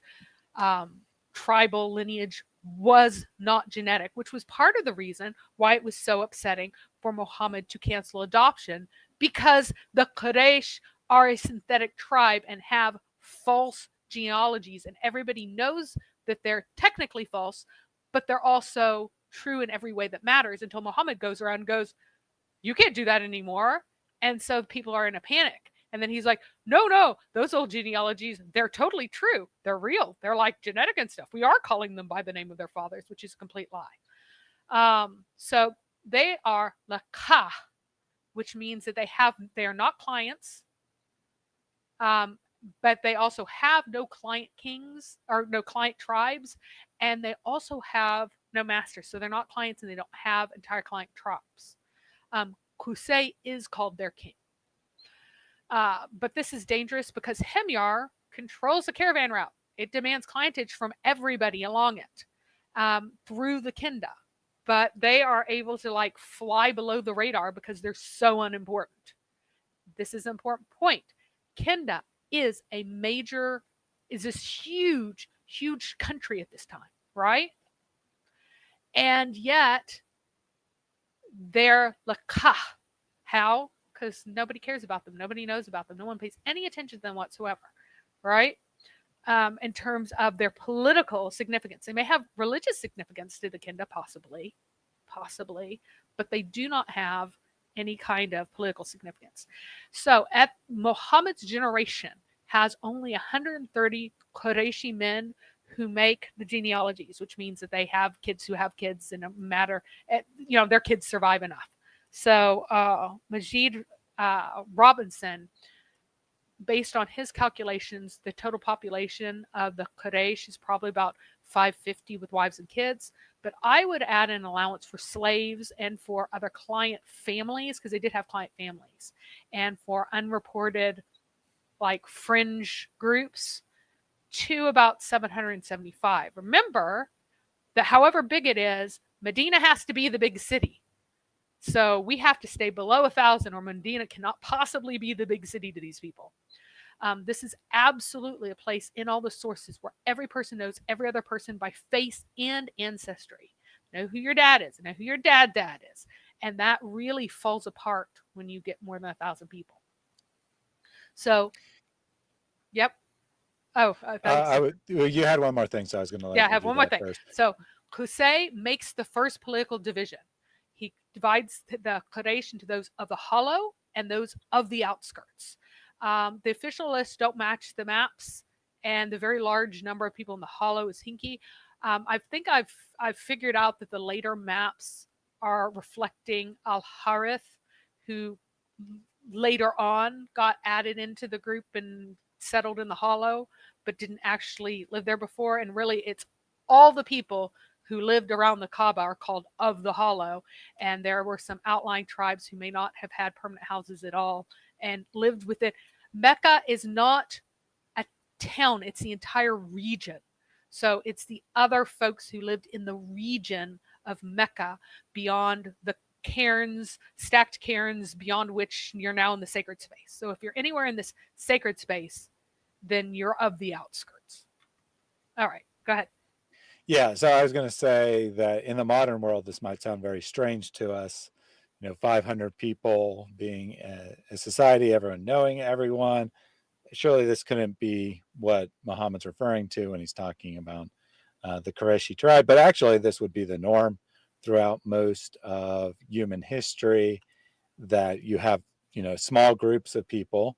500 seems quite reasonable in that regard.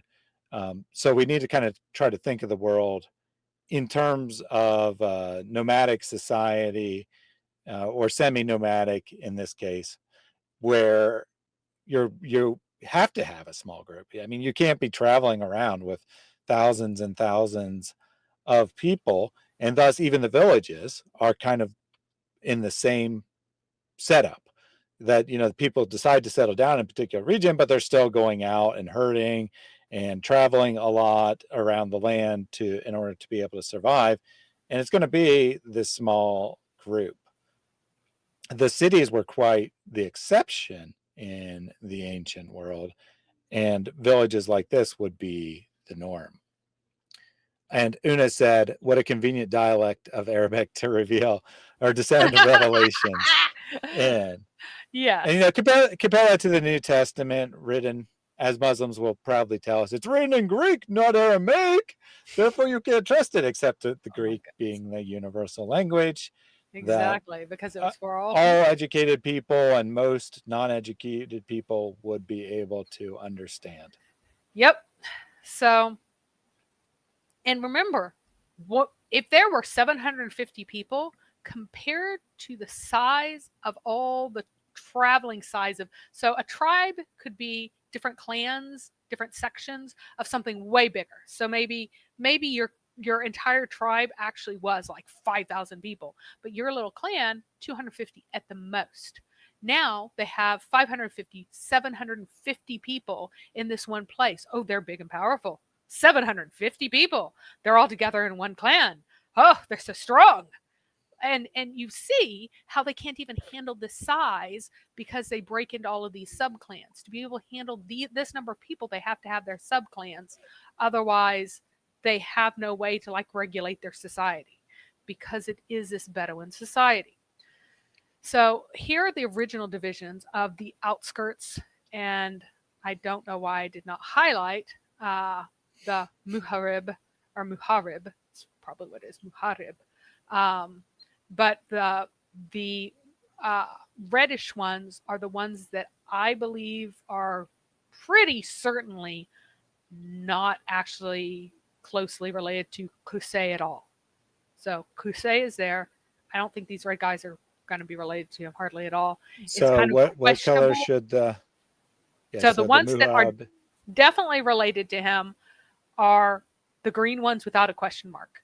The ones who it's kind of uncertain have the question mark, and then the red ones, I'm sure just got it. The one you forgot to highlight, what color is that one supposed to be? That would be red. Red. All the outskirts were not related to him. They just got brought in. So he should be red. So just based on the rest of the history and how the tribes related to one another.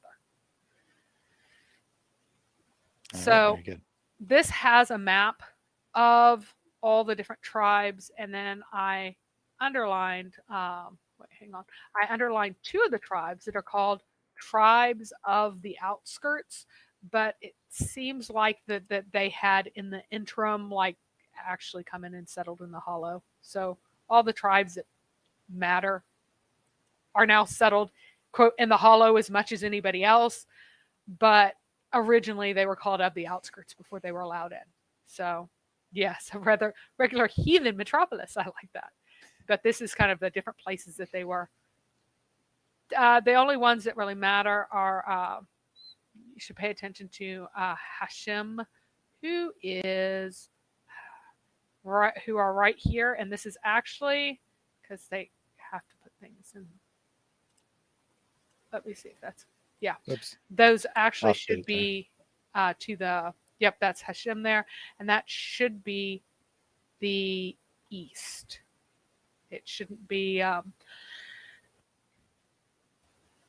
it shouldn't be to the north. It's just, they never orient. Are you saying the map's rotated? Yes, or? it's rotated. Yeah. Okay. They always rotate it, and they always give me a headache. I don't know why they do this, and they rotate them differently depending on who's doing it.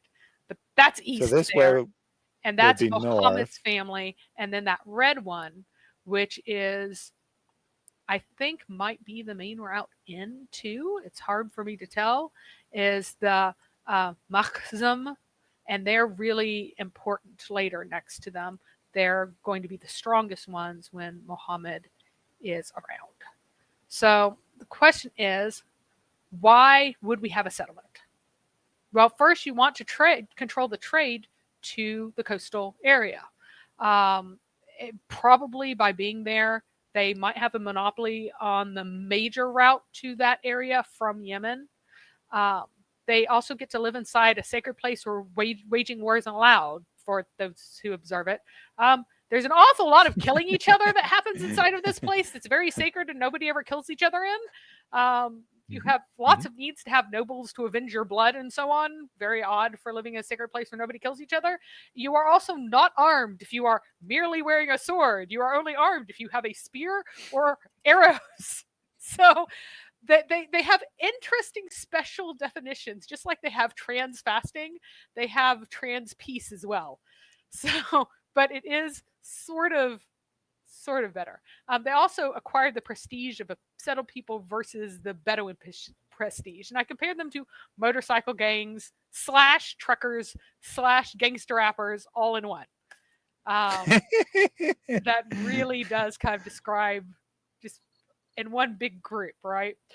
They also got the prestige of a Hajj site, so they became more honorable. You have to understand that these people heavily traded in perceived honor, like the respect that they, and this is a dissing society where you diss people or you pay them homage in some way or another, right? So this is not like respect in the way we think it as a respectable person, but in folks that you know, there are people who are the dissed people, and then those who are given the respect in that sense.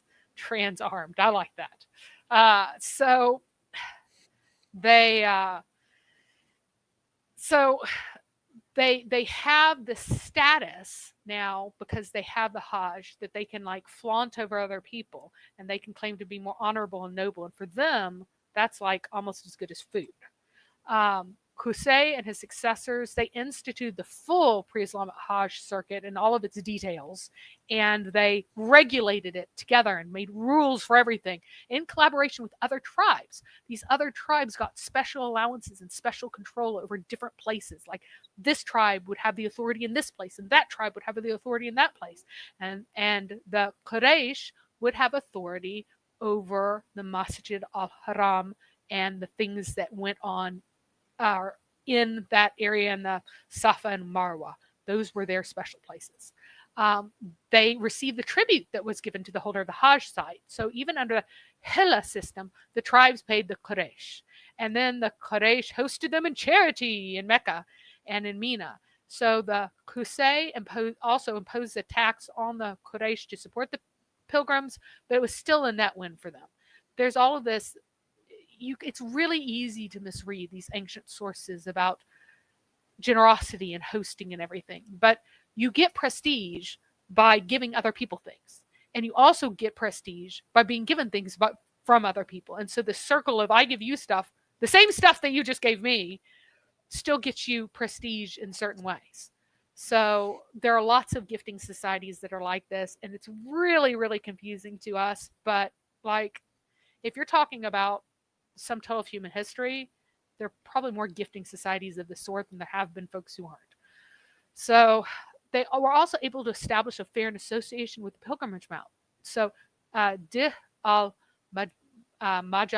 I'm not sure whether or not it's Majaz or Midges, or I'm not sure whether or not it's long or short, but anyway, it is a market 20 kilometers east of Mecca. And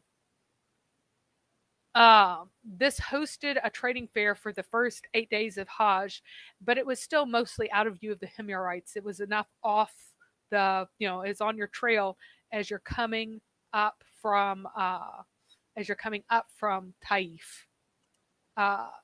And so you're kind of a little bit out of sight there. And it was supposed to be a really peaceful place to trade, right? And it is a loophole to infinite prestige, and that's what they're trying to do. They're trying to get infinite prestige and at the same time reward the chiefs of the people who give them prestige with prestige of their own, right? And so this market that they established, they gave the Tamim rule over the market, basically. And also Sulaim had authority in one of their markets. I'm not sure whether or not it was, I think it might have been this one. The sources are not, they don't remember. But outside of the sacred months, they could also prey on nearby caravans as long as they don't get caught. So as long as they aren't your buddies, just do a little bit of marauding here and there. Because remember, the homes have not been established yet. So they're still capturing and raping women. So just to be clear, this is before Muhammad, right? That you're Yes. describing. You're describing people raiding caravans before Muhammad came along, and I guess he didn't invent even that. Even that was copied from his predecessors. Couple quick comments here.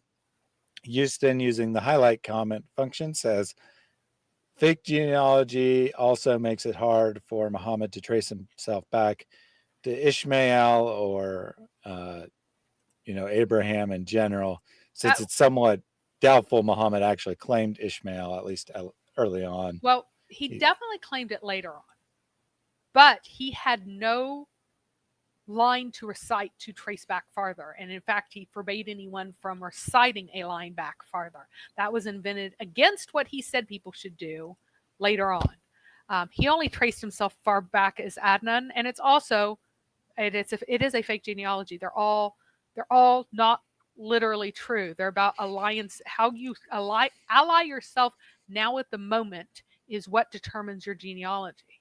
And so it isn't like fraudulent in the way that people are like faking it. It's just how the society worked until Muhammad outlawed it, and then they had to actually like pretend it was true. So a couple more comments before we move on. Una following up on the comment about, the convenient dialect of the Quraysh spoken by a few hundred people. She says, but don't worry, they made it easy to learn by putting it in a completely out of order manner, which Carol said, I'm going to go through my kitchen cupboards and rearrange everything by size, biggest to smaller. Sounds like a sensible plan to me. And that would be a very Islamic friendly plan. You can't be accused of being an Islamophobe with a plan like that. So I think you should definitely do that. And Anon wants to know where Muhammad's 9-year-old wife was born. His 9-year-old wife was in fact born in Mecca, and I will present information that shows you that before Muhammad, no one consummated with minors until after Muhammad was born. Someone knows that the Northwest tribes were very well known in America for having this gifting culture. They absolutely were. But they were also known for having slaves too, that they sometimes murdered for fun, sort of like the Muslims in that way too. And one other comment before common. One other comment before we get back. Mr. Mahmoud, I'm sure no relation to Big Mahmoud, who's been blocked, I don't know, 24 times, says, I find peace in Islam. Well, some people do find peace in pedophilia. Other people find peace in rape or in murder. So I'm sure some people do find peace in Islam. I'm sure you'd be very, very happy to move to Palestine and participate in the terrorist attacks there, among other things. So just so everyone knows, Mr. Mahmoud finds things that Islam teaches, such as child marriage, caravan robbing, enslaving non-Muslims, to be very peaceful, just to clarify. Yep. All right. So permanent houses were first introduced by Qusay. Martin Lings, who is a Muslim scholar in spite of his name, says that flatly.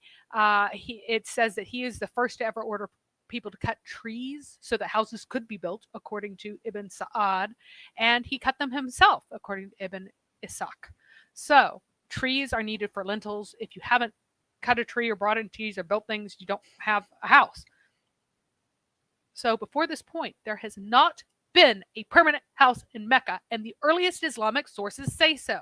So all the folks saying that, let's do, they should do archaeology to find the supposed great Mecca that existed. No, the early Islamic sources do not say that there was a great Mecca. It says that there was nothing. The Saudi government doesn't want to do it because there's supposed to be 300 prophets buried there, and there aren't. That's what they don't want to discover. Plus, it's convenient to have stupid people who are just really gullible believe that their religion was born in this great and wonderful place that was thriving, whatever. Not that they built mud huts in 420 for the first time ever, and they were these one-room awful things. So there were probably only 2 wells in Mecca, in the Mecca district when Qusay took over, but as soon as the Quraysh took over, they began digging many more wells. There's lots of conflict over which the originals were and who dug which particular well when and who sold it to whom and everything else, as you would imagine, in an area where you have not much water. But as soon as they're living there permanently, suddenly there are like a dozen wells that are built in the space of 10, 15 years. Because to live there, they needed more water. So Qusay built a large dar for himself. And a dar means like a court and whatever buildings are attached to the court. Bait, on the other hand, means a house. So it's really confusing because dar is used for this court. And also, if there's a building attached to it or not, or several buildings or whatever, it's still a dar. And then bait is that singular house place. This later became the council house Dar al-Nadwa, and it was eventually built with an actual roof over the whole thing. The Islamic sources agree that all the early structures were irregularly oval or circular. Now, one reason that was given was that, they're afraid of the Kaaba. The Kaaba is the only thing that's supposed to be rectangular, but it might have just been easier to make irregular shapes without corners if you don't know what you're doing, which they didn't because they were Bedouins. They had no knowledge of building anything. The construction material was stone smeared in mud or sun-dried brick. Seems like they would use like stone at the bottom because they would sometimes get water splashed up against it because the whole area was prone to flooding from water rushing down the mountains. So it seems like they would often use stone on the bottom courses and then just mud-dried brick above. There is no fired brick and no gypsum mortar at this time. They do not exist.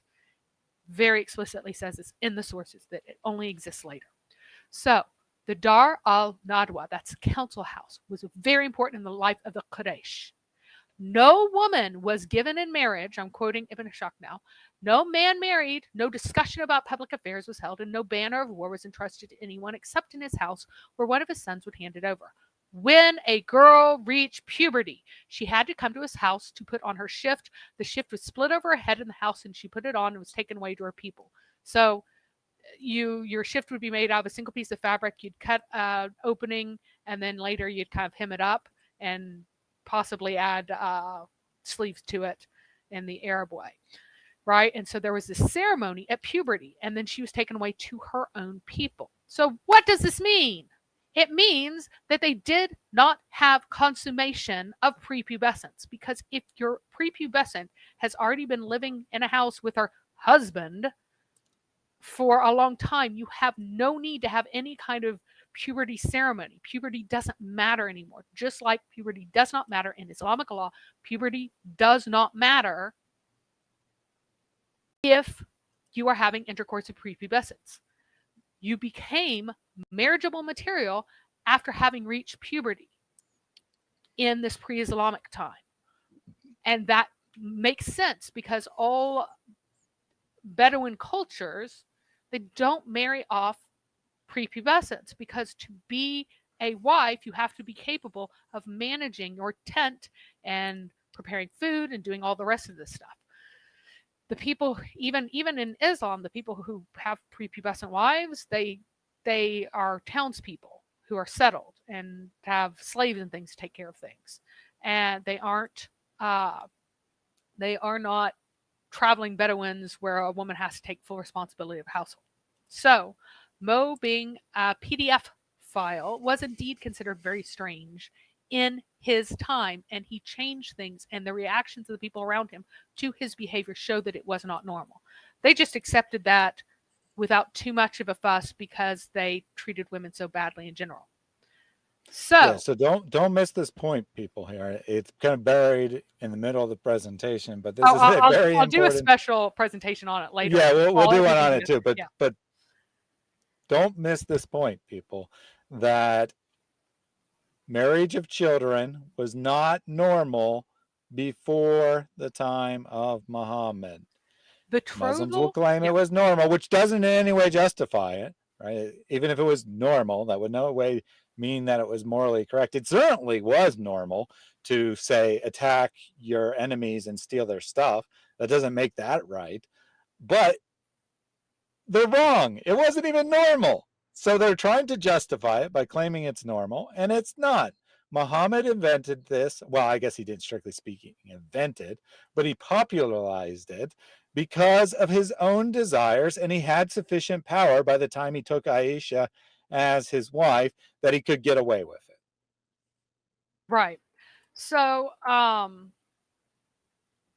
and they'll say, oh, well, his daughters were married off and they were prepubescent. Yeah, and they were returned as virgins. And it specifically says that in the sources because they were returned with half of their bride price rather than the whole bride price because they were returned as virgins. And they were taken away only because their father-in-law now had a certain level of authority because of the betrothal, and he wanted to get him away from the bad influence of his completely lunatic son-in-law.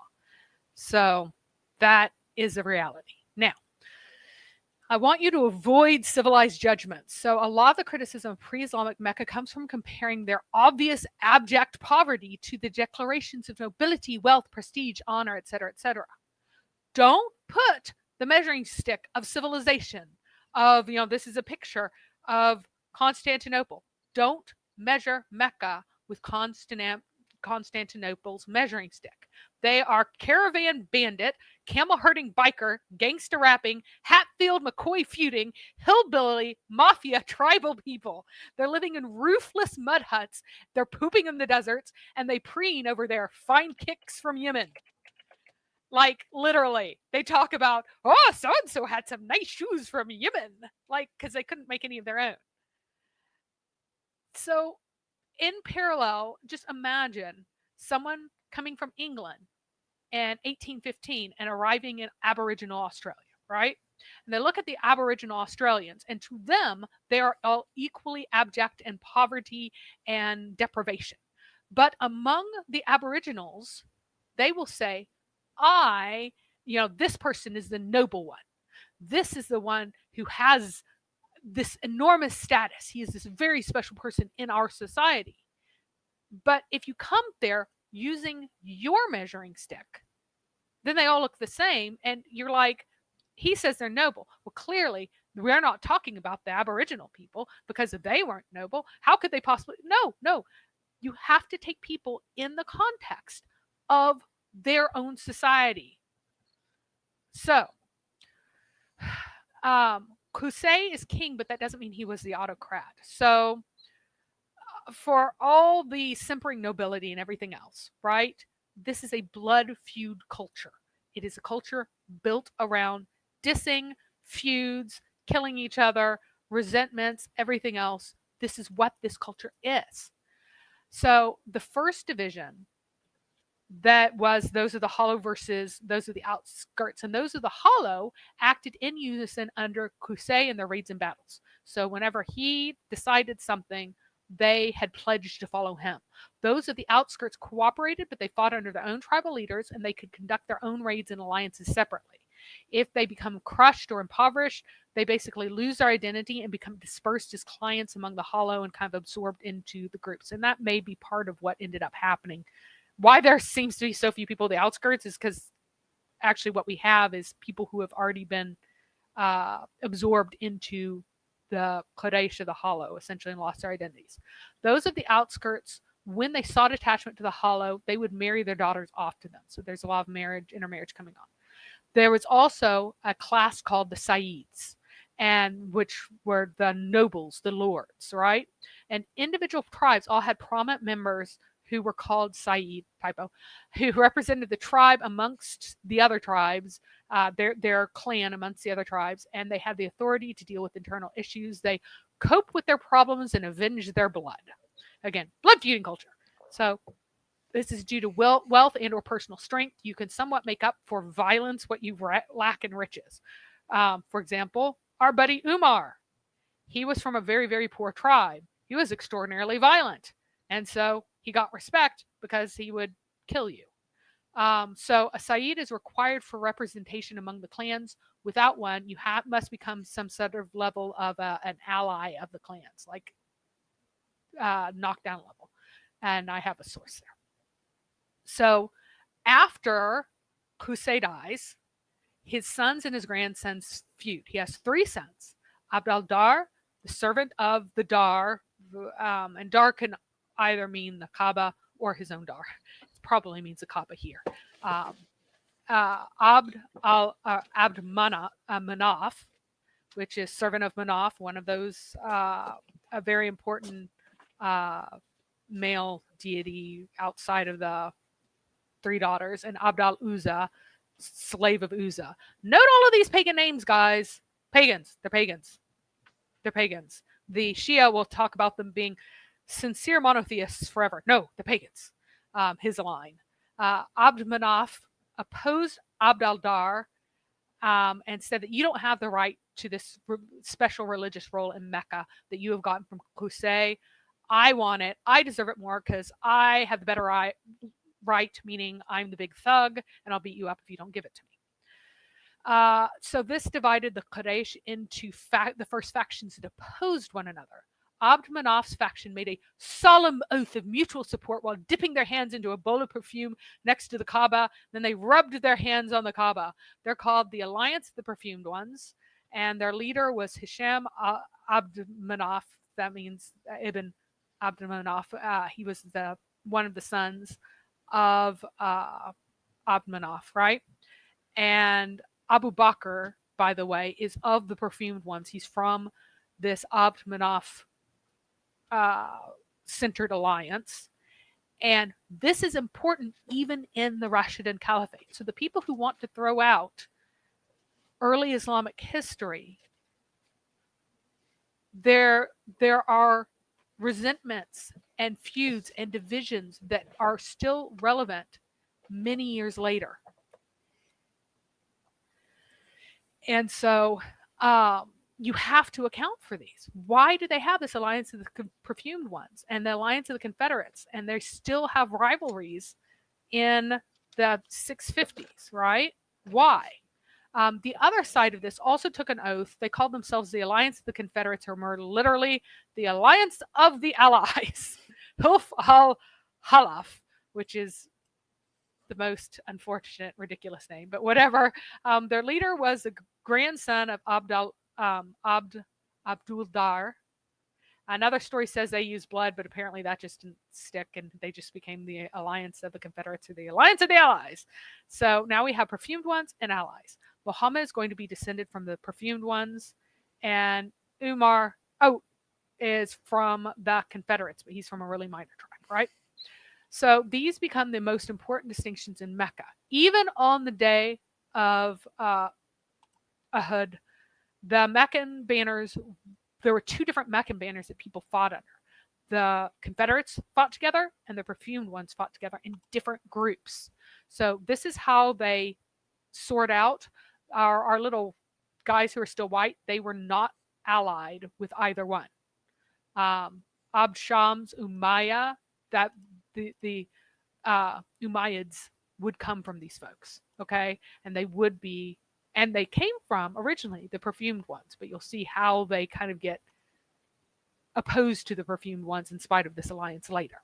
So we have Asad, who Khadijah is from. We have Hashim, whom Muhammad's from. And you see how they're allied. And a lot of the marriages to reinforce the strength of the different groups are often within these divisions. So the Confederates consist of our buddy Abdul Dar, who is the legitimate heir. The wealthiest tribe, that's Makhzum, and its closest kin, the ones who are very close to it, and the brother tribes Saham and Juma, and then Hanger-on, which is Adi, which is very weak and wants to ally with the people who seem really strong. Umar is from this weak clan, which historically had no Sayyid. His personal violence gains him his Sayyid status, as I said before. The Perfumed Ones are the sons of Abd Manaf, Muhammad, that's where Muhammad comes from, and the third brother, Abd al-Uzza, represented by the tribe of Asad. Pretty much all the descendants of Abd al-Uzza who matter will be called Asad, and that's Khadijah's grandfather. Their main ally is Taim. Secondarily, the Zura tribe, which is Amina's tribe. That is Muhammad's mother. So the Harith are the hangers-on there. Abu Bakr is from Taim. So they avoid, they're like all ranged against each other in this dramatic fashion, according to the story. They avoid coming to blows at the last minute because they decide to make a settlement between them rather than slaughtering each other on the spot in the holy place where people don't have bloodshed. They were going to kill all of each other because that's how things work. And Muhammad's group, the perfumed ones, they got the rights to water the pilgrims, collect the tax for feeding them, and actually feed them. And Abdul Dar continued to have control over the Kaaba and the council meeting house access. Like, he got to keep the keys, and he got to keep the banners of war, and meaning that he has officially the official capacity to declare war. So, yeah, it's the poor people who smell bad in this culture because they don't have any like clothes cleaning tradition to speak of. Other people had multiple outfits, so you could take it out and put out your inner layer in the sun, and the rays will eventually destroy the smell. And the men would use like dust to clean themselves, and the women would sweat it off and stuff. So they did have ways to clean themselves as long as you weren't too poor to have an additional outfit to change into, because you don't have a washing culture. So they were actually known for smelling pretty good considering the time period. So even the Romans said they were not horrifically stinky. So, and the Romans took baths. So. And that was despite not having any washing machines. So yes, that is, well, I mean, the poor people stink really bad because they didn't have anything to change into. But the rich people could destroy the smells. They just still didn't clean the clothes. So I'll go ahead and take a super chat from earlier from Aka, the super sticker. If you want your wealth to increase in this dunya, then give sadaqah more and more. Every single day, 2 angels come down. One of them is making dua for those who give. He says, Ya Allah, give those who give. So every day, 2 angels are going to come down and ask who has given, and then they're going to report it back to Allah.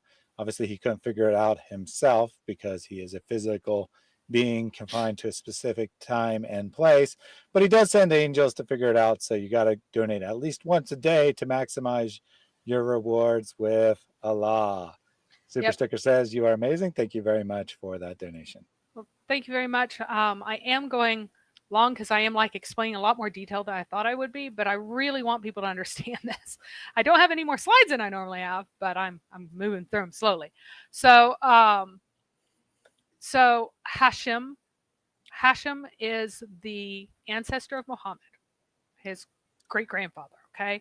And in the Islamic tradition, he's considered to be the true successor of Qusay, and that he established the trade conditions that led to Mecca's sudden boost in wealth and prestige over the next generation. Don't know whether or not they're just assigning that to him because he's Muhammad's ancestor or not, but something did happen at this time that was very close to what's described, whoever happened to be the one to do it. Hashim getting credit just makes sense in the context of Islamic lore. I would say that it is pretty certain that he did have the authority over the Hajj that was described. It's just his whole being a trading expert stuff, I'm a little bit iffy on him being the one to do it. In the next generation, after Hashem, suddenly multiple Quraysh would have tons of wives and tons of sons instead of only having 1 or 2 wives max and 1 to 4 sons, both before and after. So there is this one generation which there's this sudden increase, and then they kind of reach the population that could sustain their new level of wealth and are unable to like continue growing. And this also shows a kind of stress that good times went, and now they're basically in a recession in Muhammad's lifetime. This is the recession era, and they're trying to figure out how to claw their way out of this recession and back into prosperity for each person. Okay. So this next generation is the Abdul Muttalib generation, and the adults from about 420 AD to 520 to 575, they represent a time of this optimism. All right. Now, their wealth compared to a settlement's wealth is still very, very low. But compared to what they were at, now they're like super rich in their own minds, right? And the richest are able to even buy land in Taif. And so they've graduated to a level of subsistence farming. So some of them actually own farms out Taif at this time. So Hashem is said to die in 497, and that would make his son Abd al-Muttalib super old whenever he finally died. There's a good chance that this is a fabrication and he didn't die until like 510, because that fits this fits the Roman history better. It seems more likely that specific Roman events happened in 502 before he made the alliance that he supposedly made, or the agreement that he made with Rome. Just historically speaking, when you're talking about tribes of this sort, they don't have literal ages for old people. They have like spiritual ages or figurative ages. If you're super, super respected, then you're old. You're 100 years old. You're 120 years old. You're 80 years old. You're some exaggerated age when you're actually much younger, because that is how these pre-literate societies work. Numbers don't mean what they mean to us. They are not fixed quantities. These are not Roman bean counters. These are pre-literate folks. Okay, so Hashem is said to have been able to end the tradition of men going apart to die of starvation whenever they were ruined because their caravan was taken. And notice that this also goes against the tradition that Hashem was the first one to send caravans out to anyone. Well, clearly, if people were dying of starvation whenever they sent out caravans before and their caravans got taken, they were sending out caravans before. So it really seems unlikely that this was happening. There were clientage and bondage systems that were already in existence, but it does show the institution of a system more similar to Christian charity that Muhammad also more exactly copies, with his assignment of every person to a brother, and then later assignment of each immigrant to a person of Medina. Hashem was said to assign every poor person or every poor family to a wealthy family to help sustain them. So Muhammad being the first one to care about charity and all the rest of that, well, that's utter nonsense if these reports are true. So all the things that Muhammad was supposed to do first and best and everything is just a lie. So, however, yeah, he did introduce the idea of giving Allah a loan in Indeed. order to get money back. If That these is true. people in the 520s and whatnot had learned about this awesome system of prosperity, they could have just loaned all their money to Allah, and then they would have been the best of all people. There you go. You got me there. So Hashem seems to also have introduced a policy of giving the poorest people a fixed share in the big trade caravan that would go out. So everybody would go out together with their trade stuff, and then a certain percentage of that would be allotted for the poor who didn't have their own materials and camels and everything else to help sustain them. Because Mecca has no produce properly of its own, and you can't survive just on camel milk. You will die. And the only time that they killed camels or animals of any sort were for wedding feasts and at the sacrifice. That's it. They never eat meat any other time. It's very, very, very clear, like how incredible this wedding feast is, because they killed a whole goat for it. Like, only time that they kill anyone. So there were caravans to Rome in winter, to Yemen in summer, supposedly established by Hashem. It was connected to a specific famine that he wanted to kind of go against and find a way to survive better through.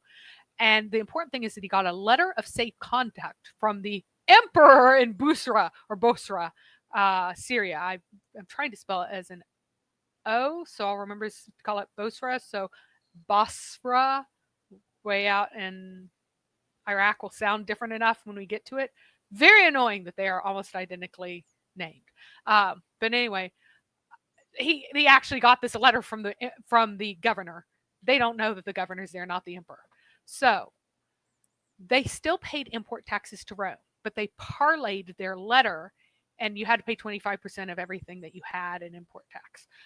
They parlayed their letter into safe passage of the tribes that he had to pass through. In one popular version, different, his different brothers went to different kings to get these safe passages, and another one he did it all, and another one someone else did this. So it's really confused as to who did this. But one way or another, they got a safe passage from Rome first, then got one from Yemen, and then they were able to parlay that into a safer caravan. Not really safe because nobody's ever safe, right? So they never actually went all the way to Persia. They just went to Duma as far, and I don't even know how regular that was, but they would occasionally go to Duma, which was under control of the Northern Kinda, who were allied to the Lakhmids and the Sassanians, but weren't actually in that empire. Anyway, if you're a client or you have an alliance, you can only do that with one power. You can only be the client of Rome. You can't be the client of Rome and the client of the Persians at the same time. But they got these letters of safe conduct instead, which allowed them to move freely with people who were allied to these different powers.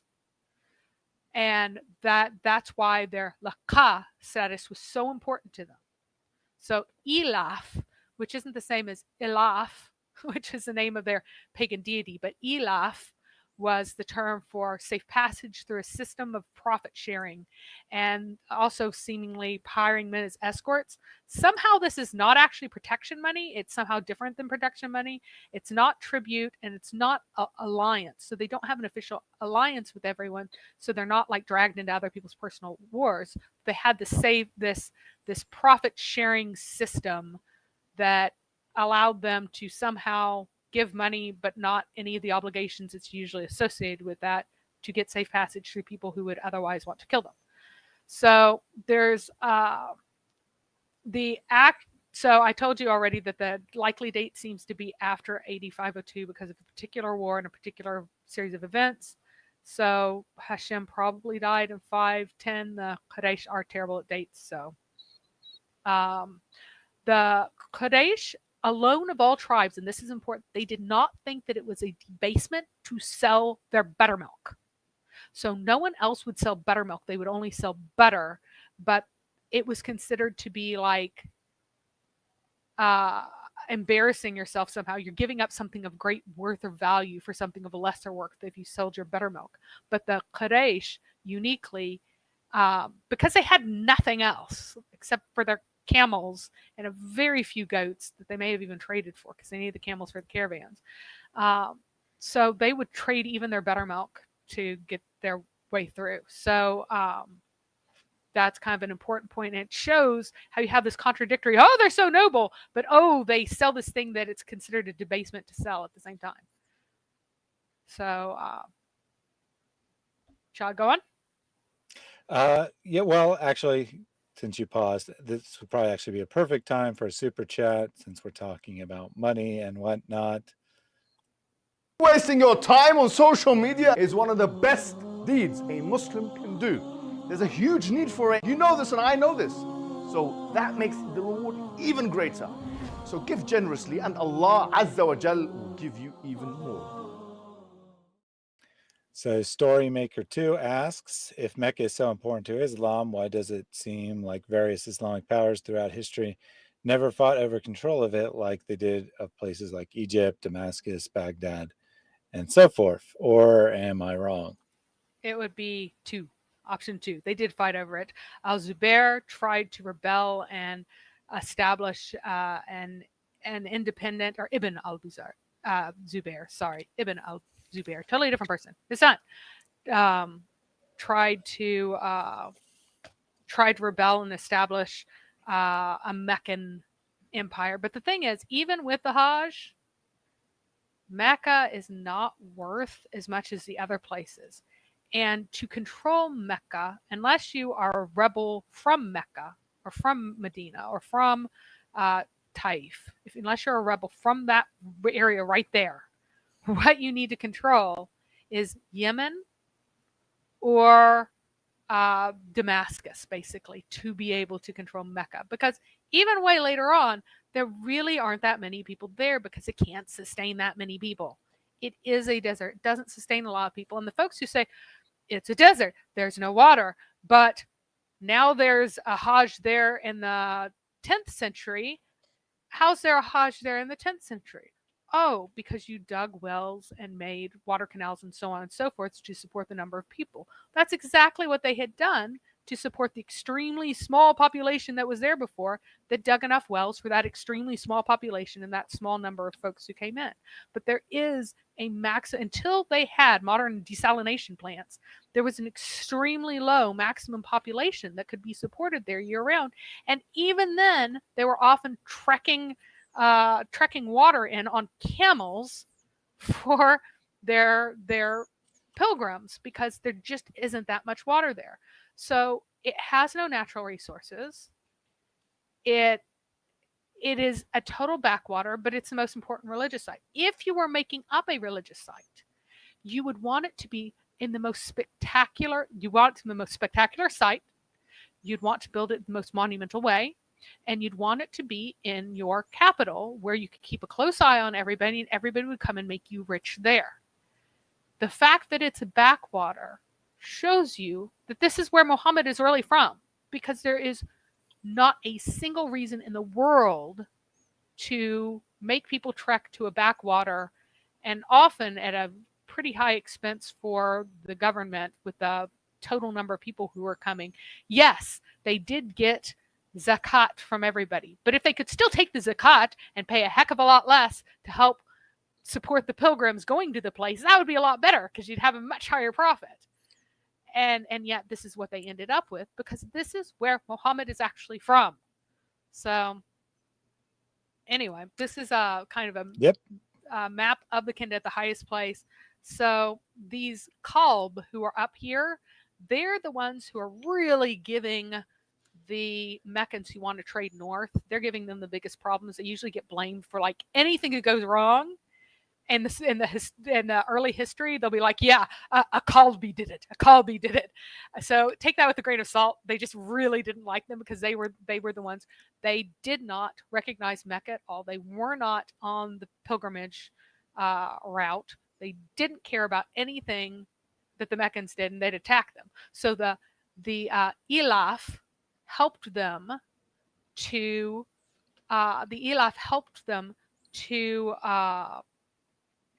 get through the Kalbi tribes, because there were actually a bunch of them were affiliated, and they're part of that Qais large affiliation, Aylan Qais, that were the very large affiliation. They're one of the most important tribes and became very influential after the Kinda died out. So it was really important to have some sort of relationship with them, that they wouldn't steal all your stuff anytime you went through.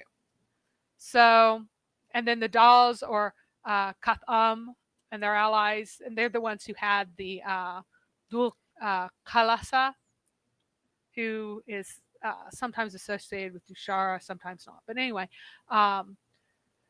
they're the ones who had the rival Kaaba. So it's the folks with the rival Kaaba and the Kalb who are like, everything's blamed on one or other of them in the early sources, because they're not part of that Muhramun group, right? The Tay and the Ganasids are not either. That's important. They are not, but they are so far out that they're like hardly even mentioned in the sources. Now, very important thing. What did the Meccans trade for? In the sources, they exported leather, buttermilk, butter. Ready?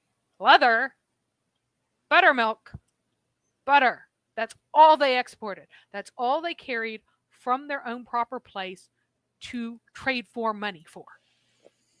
They imported everything else. If they're exporting leather, does that not imply that they're killing animals for food, though? No, because Whereas they you were at said the they weren't. Hajj, right? And so at the Hajj, everyone has to kill a bunch of animals. And So they'd be animals killed for sacrifice. And so they would they would get the leather after the sacrifice from everyone who had sacrificed there.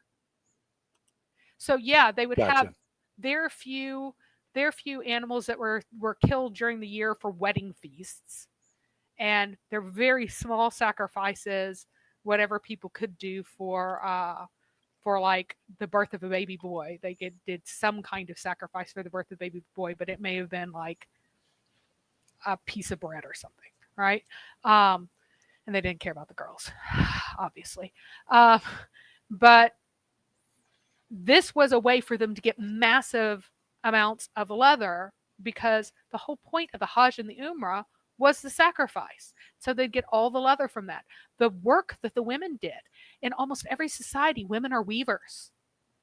I have looked and looked and looked and looked and looked for even one instance of a Qurayshi woman weaving, and I can't find one. I like that. Leather straps of anus traders. They are indeed the leather straps of anus traders. Nice. So I have not found one instance of a Qurayshi woman weaving anything. What I have found is that they were all tanners. They would take the raw leather, they would tan it using leaves, not dog poop as some people did, but there were leaves that were used for tanning, and they would tan it, scrape it, prepare it, and then they would export to Rome. And actually, Patricia Crona was the one who first went, hey, maybe they're part of the leather trade. And looking at the sources, it's very clear that they traded leather. And that's the only thing that's really mentioned. So yeah, the tanning would still be very stinky, because you'd have the rotting flesh coming off of it, but it wouldn't be as stinky as either the chrome substance or the dog poop slurry that are sometimes used. But it still would be absolutely reeking, filthy smelling to prepare leather. But that's what the Qurayshi women did. They were tanners. Everything else was was imported. And I like that butter knife that they suggested for me. I thought that was funny.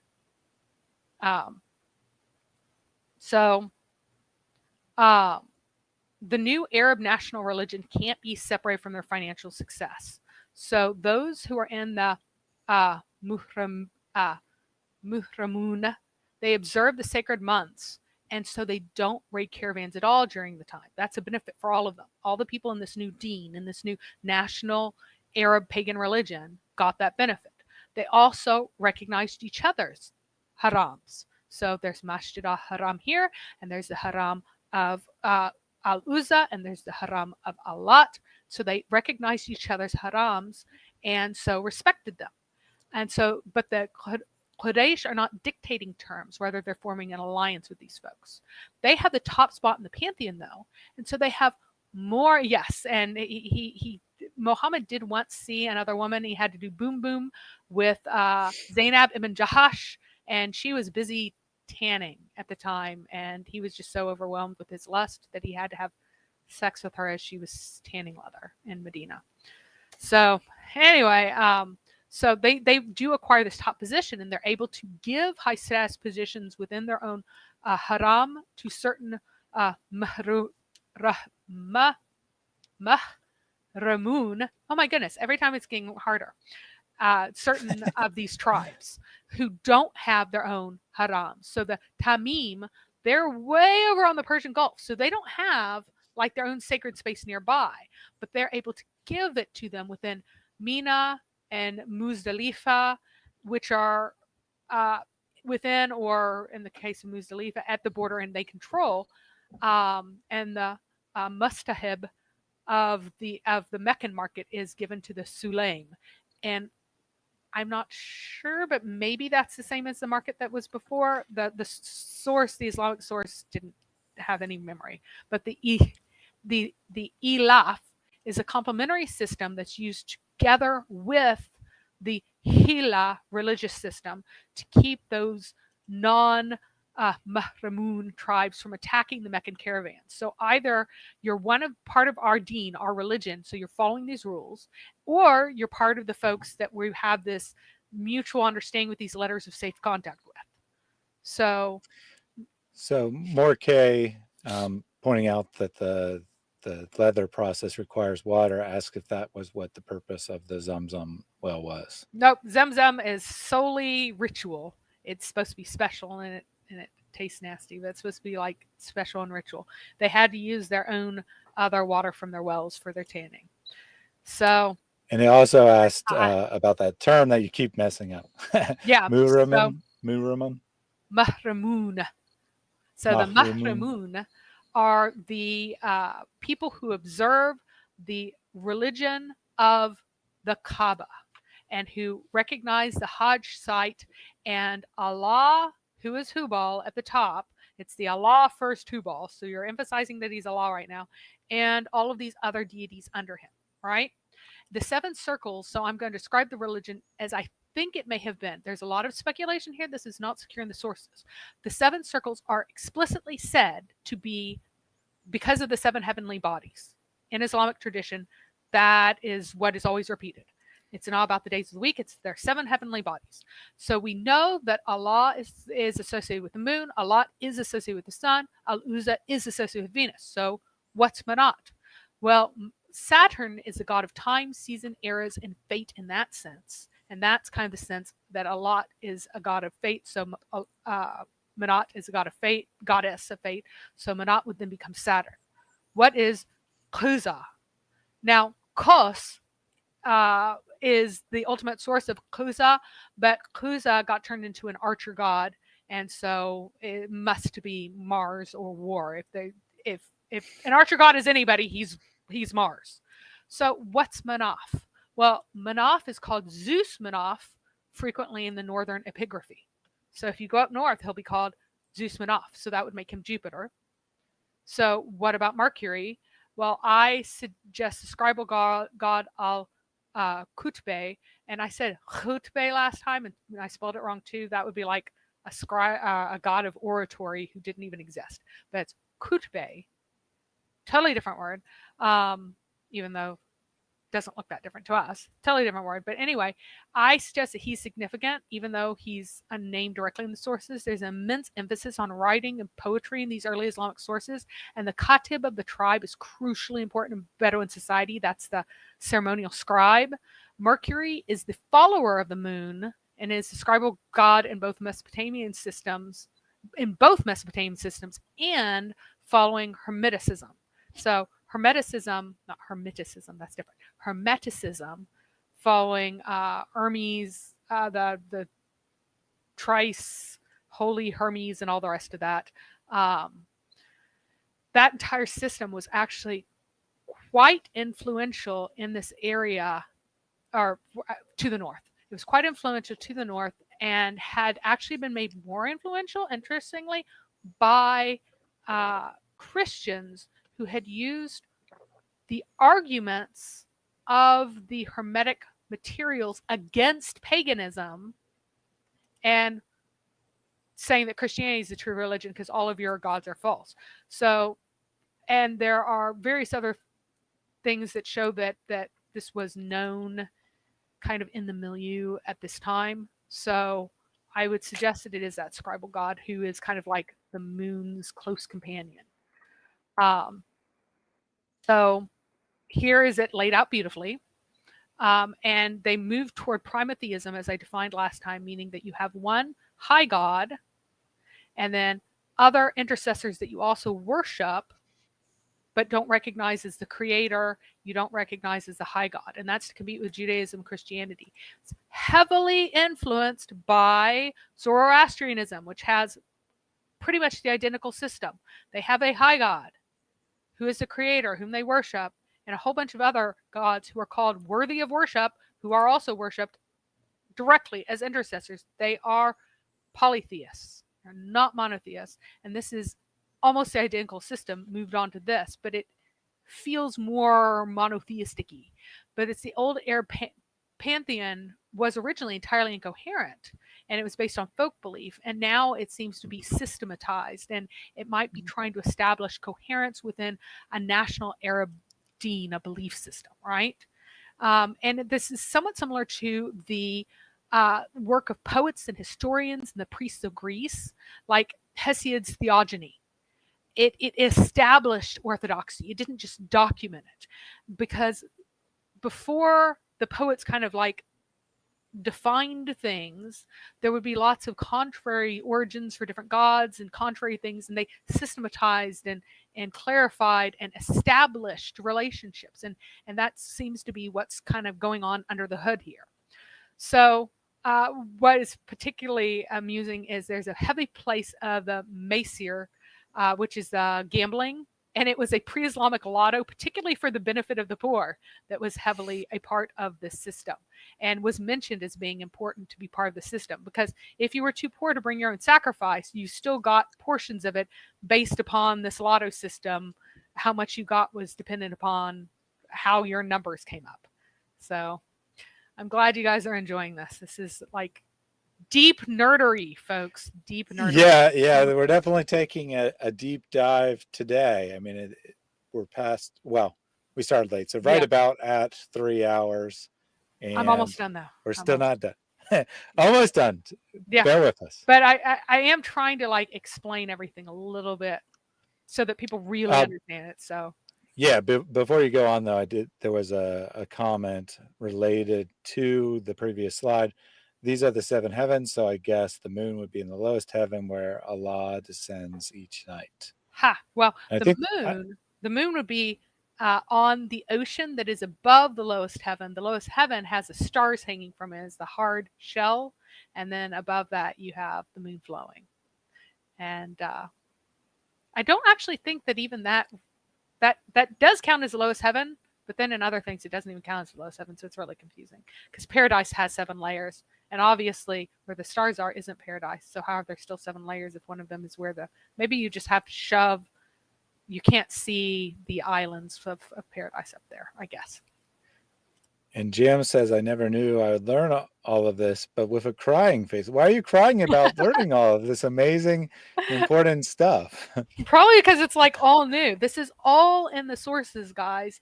This is in the sources. It's referenced. It's just you have to put the pieces together. You have to go, oh, this piece fits at this piece. This piece fits at this piece. And put it together. So just as a fun note, so a lot of people talk about how, oh, the weekdays, it's all paganism, whatever. The day names actually came from Alexandrian Jewish mystics. So it was Jewish, but they're kind of heretical Jews because they were combining the Hellenistic hour-based astrology system with the 7-day week. So they're using this pagan thing as proof that our Judaism is true. Yeah, you're not supposed to do that, guys. Historically, in Judaism, the days were just numbered, except the Sabbath, which was usually just called the rest, right? It's called Sabbath rather than day 7 or whatever. Anyway, this 7-day week was so useful that after the Alexandrian Jews did this, everyone else just adopted it. So the pagan Romans were using this system. They just named their days differently because they named it based on what hour was under the control of what star at sunrise, whereas the Alexandrian Jews chose at sunset. So they'd have different names for the same day. But there's graffiti in Pompeii. So pre-Christian times, it was already getting popular because it's just so useful, right? So the Sunday was the first day of the week for both Christians and Jews. Christians renamed it the Lord's Day in most places. We're like this weird like holdout because we still call it Sunday instead of Lord's Day. And I actually try to call it Lord's Day whenever I can because of that. Saturday is also actually called Sabbath in a lot of places too. Muhammad decided to alter the week and make Friday Venus Day, the last day of the week, but magically also the first because he wanted his day to come before that of Jews and Christians. So it's like before it, but it's the last day now. It's very confusing. Muhammad, very interestingly, according to all the sources, he was born on a Monday, on the moon day. He died on a moon day, and he began his prophetic career on a moon day. He was also very white, had a face like a moon. So maybe he looked like this guy over here.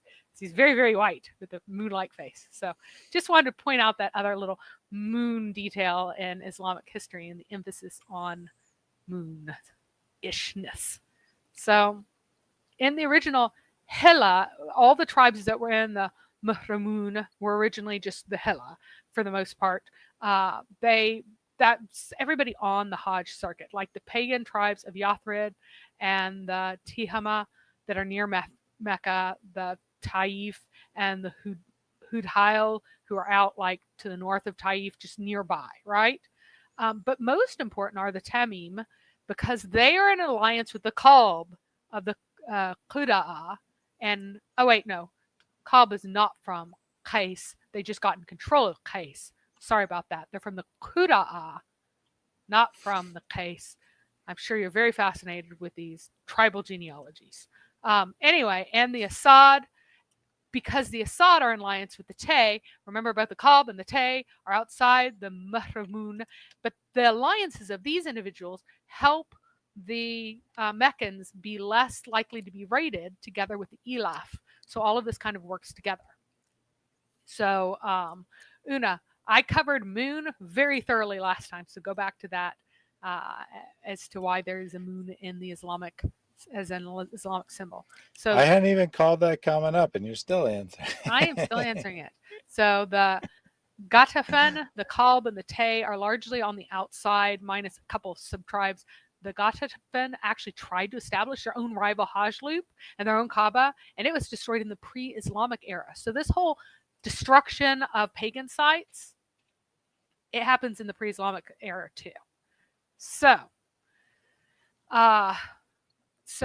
the dual Kalas and those who observe it are obvious enemies of this whole Hila loop. So just because you happen to be another pagan doesn't mean you're allied with these pagans. These pagans have their own system that they want everybody else to adopt. So just as an emphasis on Arab squabbles, there is a place called Al-Aqaba, and it is a narrow pass that was required to go through to reach Mina from Mecca. It's destroyed now because there's a big highway through it. But anyway, it was about 5 kilometers from Mecca. The Quraysh had the right to pass first while others waited. Like everyone else has to wait because we're so noble and important.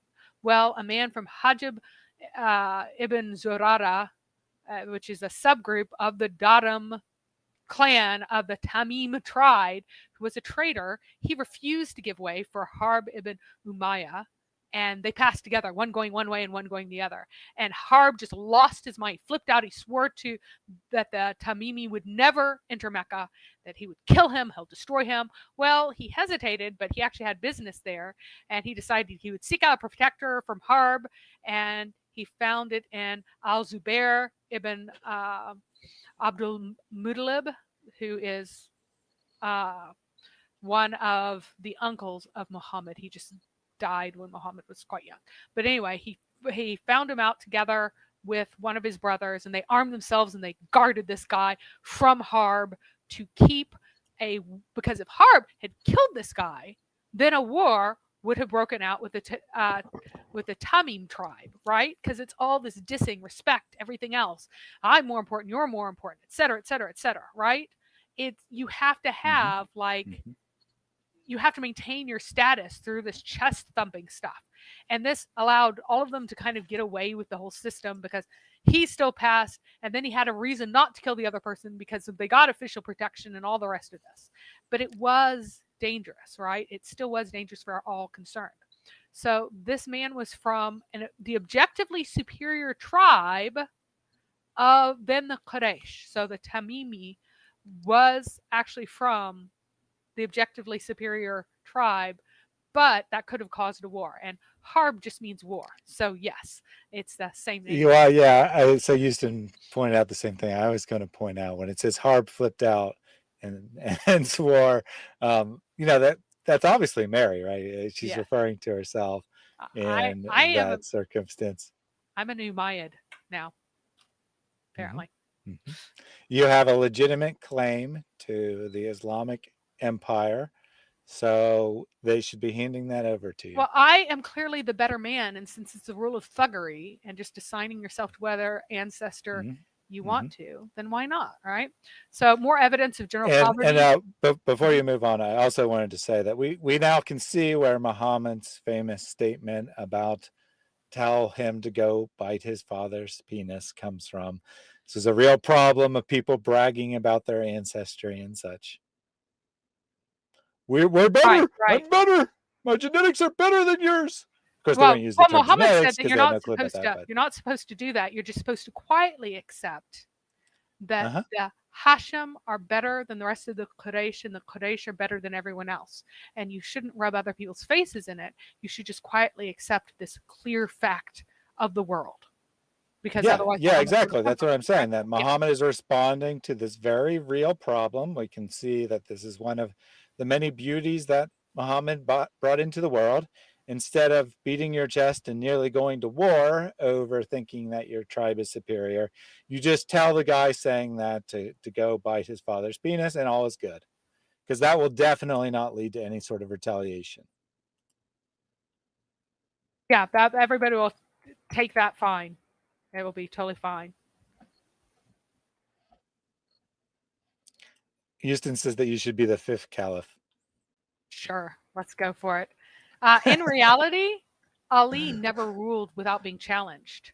So the Umayyads said, "Oh, we're the real successors of Uthman," and Ali ruled a divided empire the entire time. It's this need of Islamic fiction to weave together this unity early on among the Sahaba that creates this imaginary, this one, then this one, then this one, then this one. That 4th one, no, he never ruled alone. The Umayyads just said, nope, we're taking this. We're from Uthman. We deserve to have it. So only a very few people during this time had like chainmail shirt or any kind of, or fishmail shirt or any kind of armor whatsoever. They had very, very few people had this. So if somebody wanted to go to war against someone else and he was important enough, he might go over to an important guy and go, "Hey, can I borrow that expensive armor you have?" And he might have like one set. This was so incongruous to the Muslims that they had to invent extra armor in some of the sources, because it was kind of embarrassing that the people of Mecca were so poor, but they really were. So the Muslims themselves basically had no armor until they got to Yathrib, which was much richer, and they got it after they killed all the Jews. They stole all their armor too. So every Sayyid at least got his shirt of armor and Yathrib after they killed all the Jews and took them from them. So, whoops, wrong direction. We are almost finished now.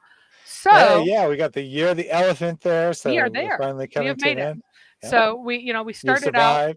Yep, with Jurham, who built the first Kaaba, the Khuza'ah, who took it over, now Qusay, who took it over, and then his descendants who formed the Muhramun group, and we're trying to form this new national Arab religion to counter Christianity and Judaism, be rival to that.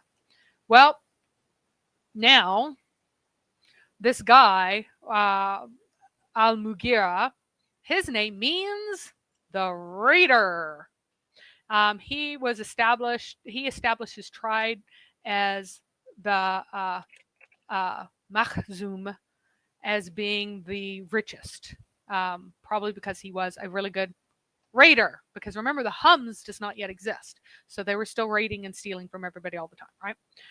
But we are supposed to believe that he got his wealth legitimately, and his name, it's a mystery of the ages. No one knows why he's called the Raider. It's just odd that he got this nickname. However, the tribal warfare is very clearly evident and common in the source material. But this provides the real reason that Abraha might want to come against Mecca in 558. So I did go into great detail about what Abraha was actually doing in my stream on Ptolemy. So go to my stream on Ptolemy if you want to hear what he was actually doing. He was trying to fight Banu Amir of the north because they'd rebelled against the Kinda and had kind of established themselves as independent, and he wanted to bring them back in again. So he was going against like the successors of the Kinda, basically the people fighting against Kinda. He did not even know or care about the Kaaba, and any of the inscriptions seems to still not have any idea it exists, right? But if we have a guy who got really rich being the raider, we would see why a king might want to come and do something about the nest of robbers. But they just seems not to know about them. But they had been able to do as they please from about 518 onward, as long as they didn't get caught and they were able to use their ilaf. As long as they're raiding folks and not ticking off the wrong people, they could get quite wealthy. But this makes them feel extremely uncomfortable and extremely scared.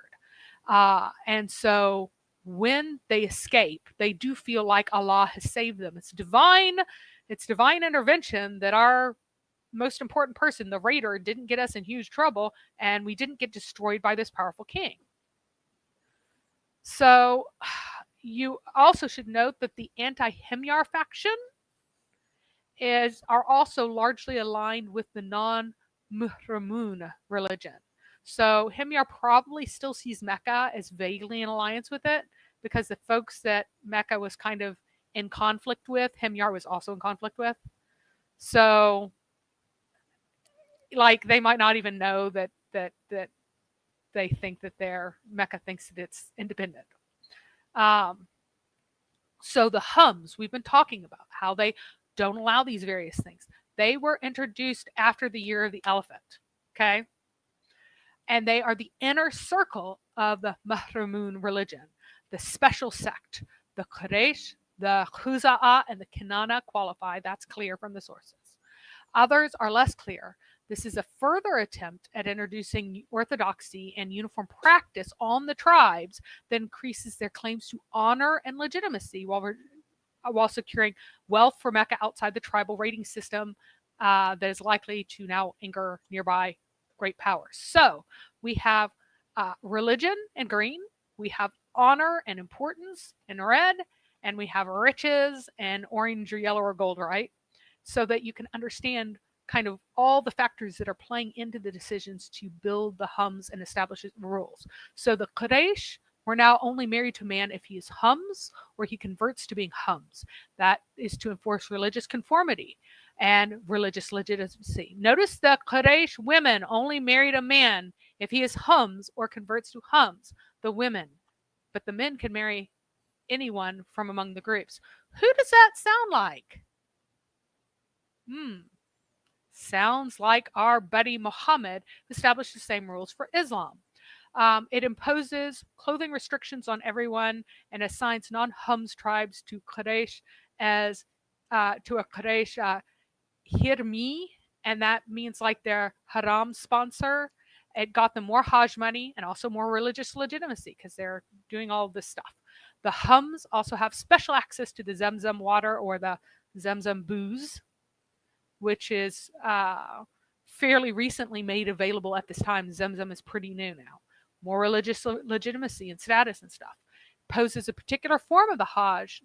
The hums impose a particular form of the Hajj on themselves, but requires hair cutting in the Haram of Mecca and more emphasis on Allah's shrine. So other folks would cut their hair elsewhere and do other things and honor other places a bit more.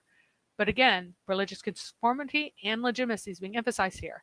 It introduces the Umrah, and that requires hums out-of-towners to come for a second mini Hajj and honor only Allah and Safa and Marwa and the stuff like right in the inner circle when they come for their second mini Hajj. That's even more Hajj money, as well as religious conformity and legitimacy again. It also introduced the Ukaz market, of which the Tamim were the rulers. They were the guardians, Hakam of the market too. And this happened 2 weeks before the month of Hajj. And so they got a ton more Hajj money.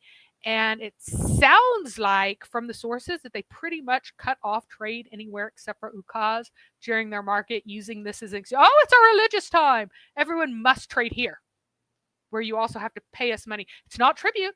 We don't take tribute, and we give special gifts to the other chiefs. But guess who ends up winning the most money? It's wealth transferred to the Meccans, right? There's even stricter insistence on the sanctity of the sacred months for more Hajj money, more religious legitimacy. The hums rejected raiding for slaves and institution of slave rapes, at least the Quraysh did within them. Again, that's religious legitimacy. Also lets them go, hey, look at us. We're these super religious people. You don't want to kill us. We're not led by a guy named the Raider. The hums also forbade female infanticide. Again, religious legitimacy. Who forbids infanticide? The Christians and the Jews. That's it. So to be legitimate in the eyes of Christians and Jews, you can't be killing your baby girls. And this. Yeah. Before you move on from that slide, I wanted to say that we seem to have 3 pillars of the Hum's religion: money, claims of legitimacy, and conformity. Seems to be the same 3 pillars of Islam today. Maybe not Indeed. on paper, but in reality, they seem to be Exactly. the main pillars of Islam. I'll be right back. Sure thing. I will handle it while you're gone. So while Mary's gone, I did have a super chat from Daniel Alvarez. Sir, how can we contribute financially for your organization? They get in touch with me. And very easy, people know where I am. And once they get in touch with me to contribute without causing problem, to contribute in big amounts. And many people call me for lunch and for dinner and for meal, and for every meal they give big amounts, alhamdulillah. So those who really want to contribute, they come and meet me. Zakir Naik gets so excited when he talks about big amounts. Big amounts. You can come donate big amounts. Daniel is donating big amounts. He says, nice touch with the cat cam, and your donations help fund the new cat cam and other innovations on this stream. You can see Artemis there, all stretched out now. When we started the stream, her head was over here. Now her head is over here. she's rotated, she's twisted, she's turned, she's rolled in a ball, and now she's facing it pretty much exactly opposite of the way that we started. I see you're back. So we'll let you finish up your slides, and I do have a few. Oh, I'm done. it looked like you had another slide. So I didn't realize did, that was not actually another slide. Well, That's for next time. It's not really for next time, but this is kind of what we're going to run into whenever we pick up on Muhammad's family again, kind of the next Muhammad's family. I think I'm going to take a short detour and do some Petra debunking for a while and show how Petra is not where Islam started, because Islam did not start with people who knew anything accurate about Christianity or was in a context of intelligence and information, but was rather a stupid backwards religion that had a telephone game form understanding of monotheism. So excellent. And we'll look forward to that on a future stream. I have a few comments from the audience, which we'll take here. I will, as always, invite Muslims to come join the chat. I suspect we won't have any, but you never know. Yeah, so that's why I wasn't too worried about. I wasn't as worried about going over this time, because I didn't think that they would care to show up this time. Yeah, I'm going to guess we're not. I'm going to go out on a prophecy here and say that we probably won't have any, but you never know. Adoring Fan says Zakir should do a Pooh's voice from The Simpsons, so that would be funny. Except for Pooh is actually hearable. You can understand what he's saying. Simon Pat says, I'm leaving. Mary changed. I'm not sure what that means. I didn't. I didn't actually change outfits. I just changed my. Here we go. Now I'm back to being the Mary I was before. Yep, same outfit. I was just wearing it differently because this one isn't like it's cheap material, so it slides off. I'm not terribly happy with it. So the joke went over my head. I didn't understand, but Mary was more intelligent than me, and she figured out the joke. So this was super early on as we were getting started, but it is a comment from a Muslim. So Ali Sunnah said, what this woman is talking about, where on Islam we say that Allah and Al-Uzza are great, but Allah is greater. Give me the reference. Okay, so the reference is from the pagan poetry during the Jahiliyyah, right? That's what the pagans would say, that Allah and Al-Uzza are great, but Allah is greater. That is what they would say. And as someone else observed, I can't remember who it is, one of the Greeks early on observed that Allah was was called Allat the Great. And so that would mean that Allah is in fact greater than Allat and Al-Uzza. And this is one of the reasons why I think that that's authentic, because no one would want to say that what Muslims are saying every time they say Allahu Akbar is that they're just repeating a pagan phrase in reference to Allat and Al-Uzza. But what Muhammad taught was that Allat, Al-Uzza, and Manat were legitimate beings. They were female angels. I don't know why they're female angels suddenly, but there were female angels, and people wrongly worship them and treat them as intercessors when you shouldn't. So he would have no problem in his theology with continuing to say Allah is greater, because he's saying that you should only worship Allah because he's greater than these angels that you are wrongly worshiping. So Mary was so anxious to answer, she didn't let me explain. Many people probably weren't here at the start. So if you don't know what this is in reference to, go back to the start of the stream. Very close to the start, she presented some poetry, as she referred to, suggesting that this was a saying from before the time of Islam.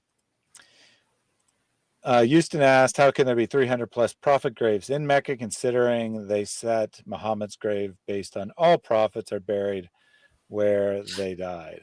So, yeah, supposedly they come over and bow and then are buried bowing.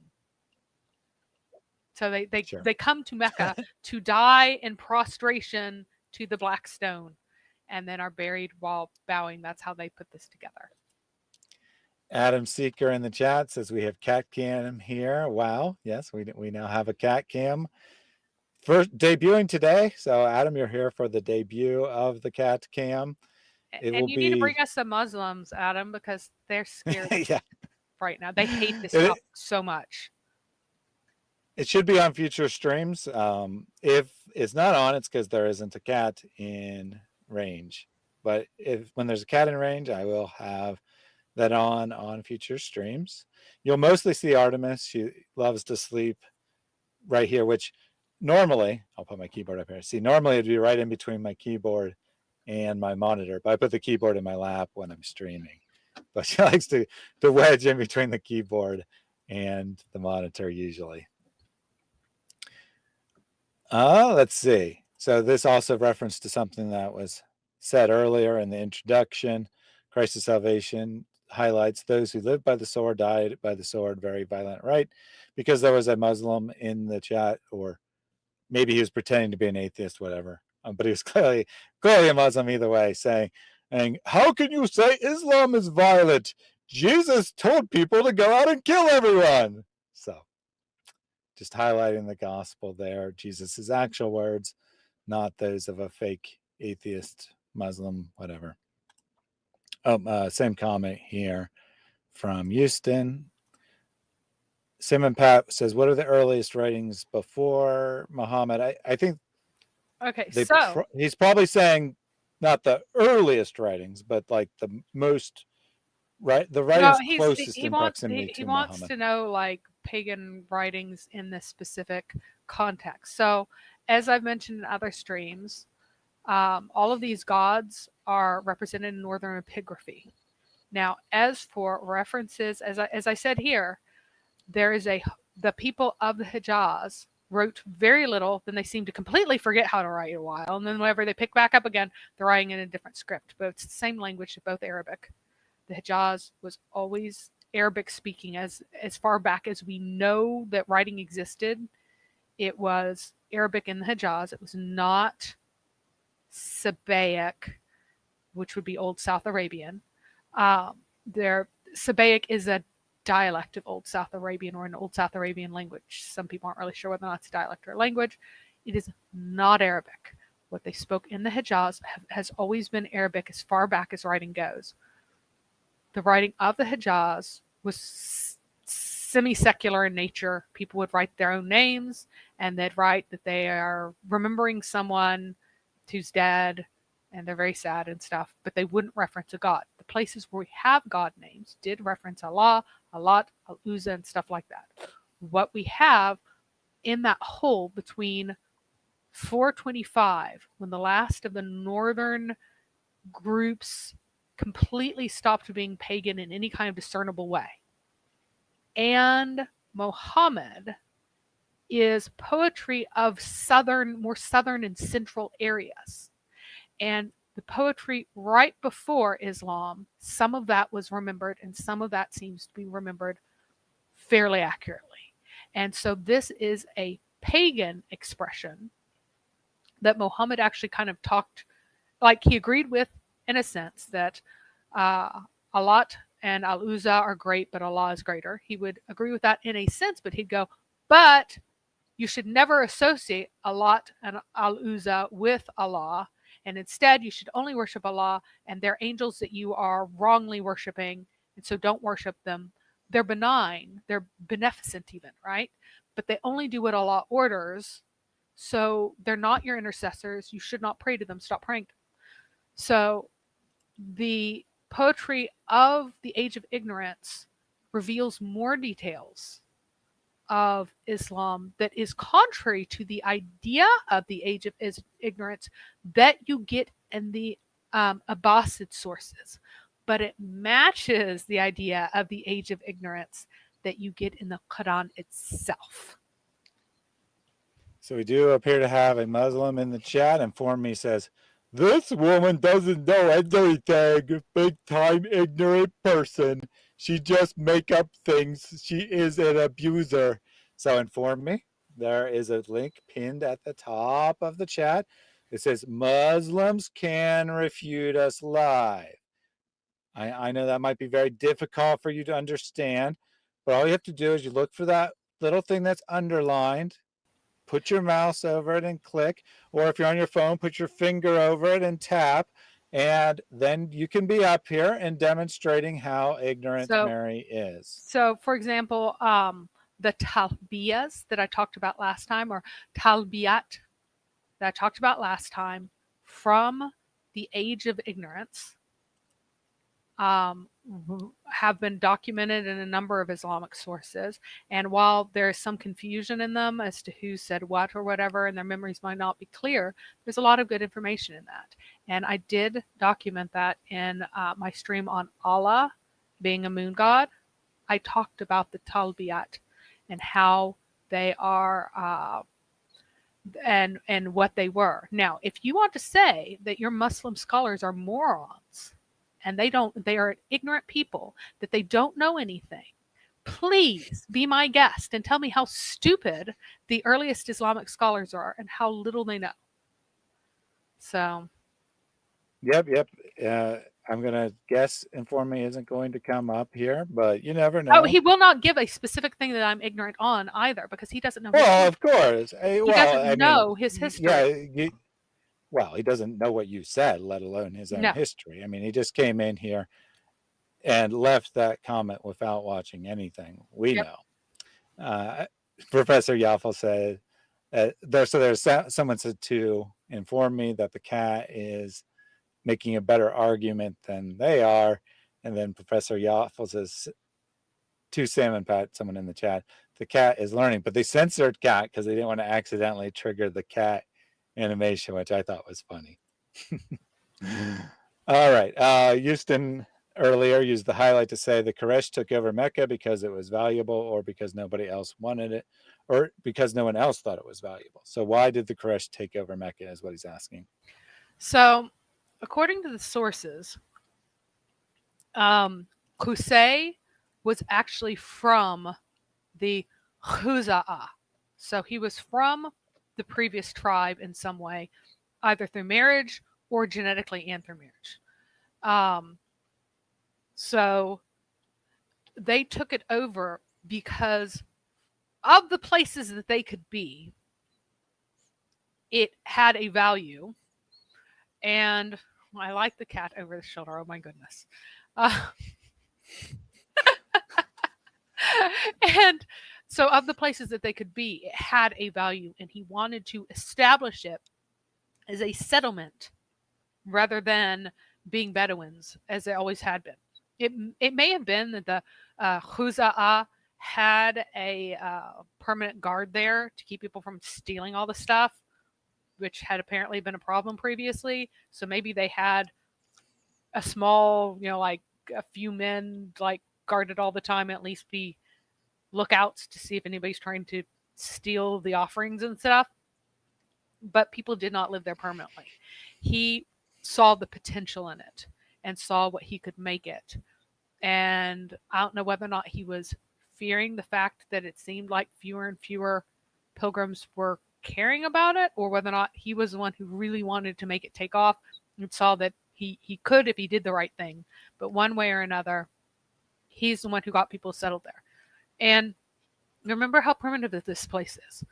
We don't have roofs on it for at least a century. Until the 6th century, there were no roofs. Until Khadija's generation, there were no square buildings. A man of Khadija's generation said, "Oh, let us build square buildings." And they went, "Oh, this will either be the wealth of him or the ruin." And then they built square buildings, and the buildings didn't set on fire, so it wasn't shameful to the Kaaba to have square buildings. And also they figured out how to do it with the mud bricks. And so now they have roofs and square rooms. The abject poverty of these people is just really hard to overemphasize. And inform me, the best they could come up with was to attack someone in the chat saying, "Are you in that closet?" We are not in the closet with Dihya, because like Muhammad was, with the extremely handsome man who is really Jibreel. We are not in the closet with Muhammad and the large group of jinn who would come and ride him sexually every night. We are not in the closet with Muhammad and his uncle Abu Talib, who made him come to bed naked with him and get in bed naked with him. So that is who we are not in the closet with. Who are you in the closet with? And what Mary had actually said is your cry closet is that way, inform me to go cry somewhere else. And they said, "Are you in that closet? Are you in my cry closet? Are you in my gay closet?" I don't know. All right. So let's finish up these comments and questions before we wrap up here. Give Informs a chance to come up and talk to us. Villainous says Abraham was born after Jesus. See, as Mecca was where Abraham worshipped. So since Mecca didn't exist at the time of Jesus, and Abraham did worship in Mecca, therefore, we know that Abraham was born after Jesus. Yes. Logic works out. Yeah, and that really would be prime Quranic timeline, because in the Quranic timeline, let's see, Hud comes first, right? Of Ad. He comes first. And when in reality that place was destroyed in around the 500s. And then next comes Thamud, which was pretty much abandoned in the late 300s. And then after that comes Midian, which Midian didn't even exist in the 6th century BC. So Muhammad managed to get 3 people that he put in linear time precisely backwards, excellently backwards.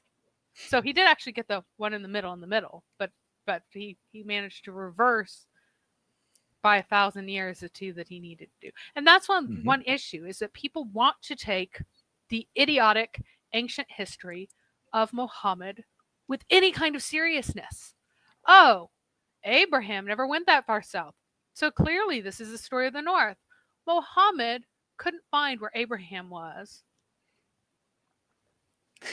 If he had been brought there by hand, he had no idea where Abraham lived, just like he had no idea when anyone lived, just like he honestly thought that Mary, the mother of Jesus, was also the sister of Aaron and the daughter of Amram. Indeed. Although Houston does point out before Abraham was, I am. So technically, Jesus did exist before Abraham, but Villainous was talking about the incarnation of Jesus, of course.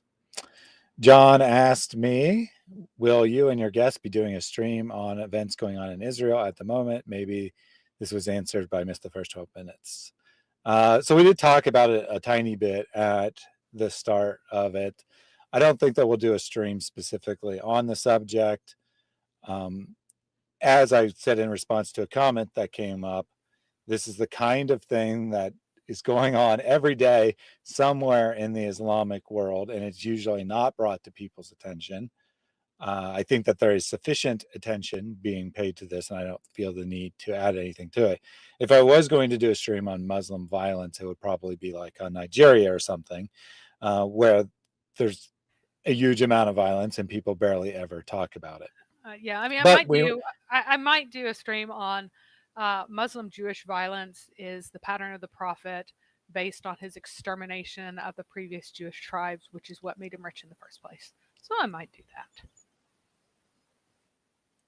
And Inform Me is back. This Reason Answers guy has also started following the path of ignorance by following this ignorant woman. No more need to have logical discussion with you. You left that path.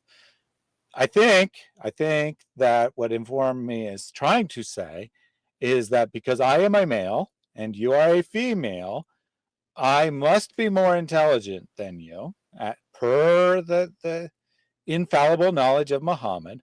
Therefore, the only reason I would listen to what you have to say is if I want to be deceived. Amazing logic here. And I would like to point out that he's just sitting there going, you don't know what you're talking about.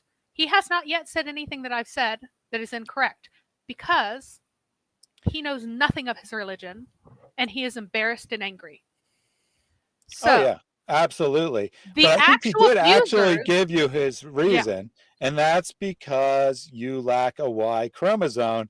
Therefore, no one can take you seriously. I think that is his entirety of his argument. But it's also that I cause scandals. So what is not scandalous, to Inform Me, is chopping off the heads of babies and raping women.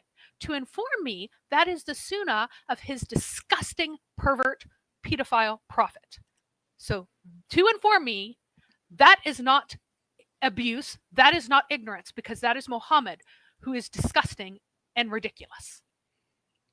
But what is scandalous is to point out that Muhammad is disgusting and ridiculous, and that these abusive, evil men are running around behaving this way because their abusive, evil prophet did the same thing. So, inform me, you inform me of a mistake that I have made, please. Or shut up. So inform me. I'm going to call your bluff here. I don't want to talk to you, talking to too many Marys. I don't talk with ignorant people like you. So here is my offer to you. You come up, you click that link, you come up, and Mary will not say one word to you. I will ask you what Mary said wrong. We'll see what ignorant statement she's making.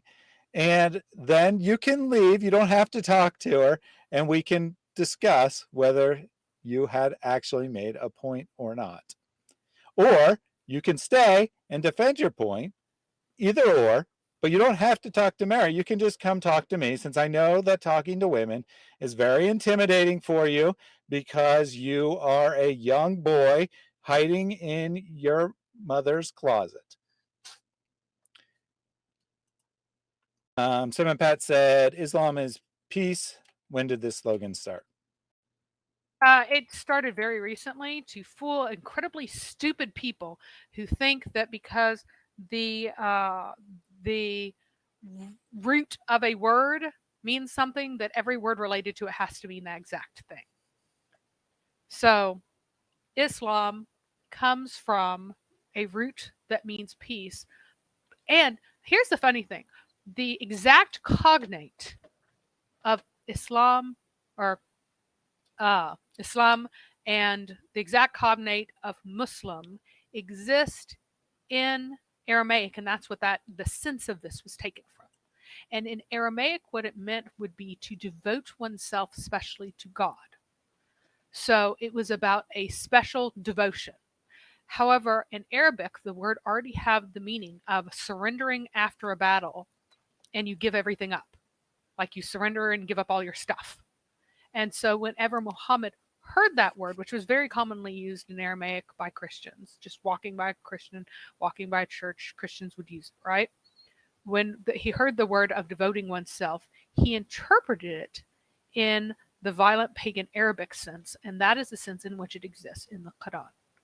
And that is the sense in which it exists in Islam. I don't even like saying submit because it means surrender after a defeat. You just give up everything because you have been defeated and crushed. It's not a devotion in Islam. Trying to adjust the cat camera here. It's very difficult because, like I said, she's right up against the monitor, and I'm sure you don't want to see my monitor showing you the same thing that you're already watching. So Andrew said, I should make a trivial prophecy greater than Muhammad. That Inform Me won't talk. We'll see if that prophecy comes true. But Inform Me also said, I didn't say that women are inferior. You're making a baseless scandal. That habit is not good. Don't follow ignorant women in making scandals. So he is making baseless, scandalous accusations now. Yeah. So I asked him straight up, do women have inferior intelligence or not? Sorry, but no. Okay, thank you. You have just left Islam. You have declared that Muhammad made a false claim when he said that women have inferior intelligence to men. Congratulations. You already left Islam. You should go ahead and make that official and stop pretending that you follow Muhammad's delusional teachings. When did I stop making logical discussions exactly?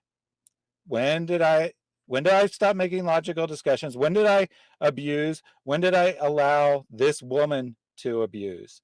You abused her. You accused her of being ignorant. You accused her of lying, etc., etc. You abused her. You need to come up here and defend yourself. You need to, all we did is ask you to come up and defend your claims by proving that you actually paid attention. You haven't. You cannot tell us one thing that was wrong in this stream because you are what you are accusing us of being. That is pathetic, sir. Pathetic.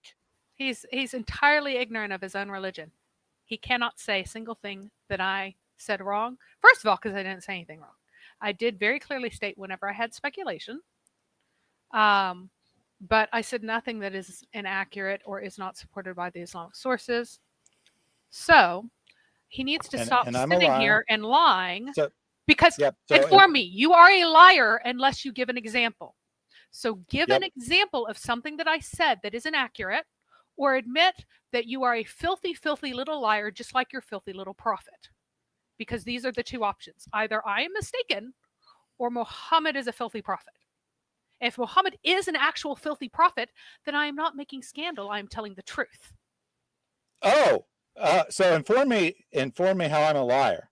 So when I gave their comment immediately after, right? So this was what they said. The next comment I made after this, do women have inferior intelligence or not? I attribute him as saying sorry, but no. And now he's accusing me of being a liar. Maybe that wasn't in response to that. But guess what? That means he's now saying that women are inferior intelligence. He said, I didn't say that women are inferior. You are making a baseless scandal.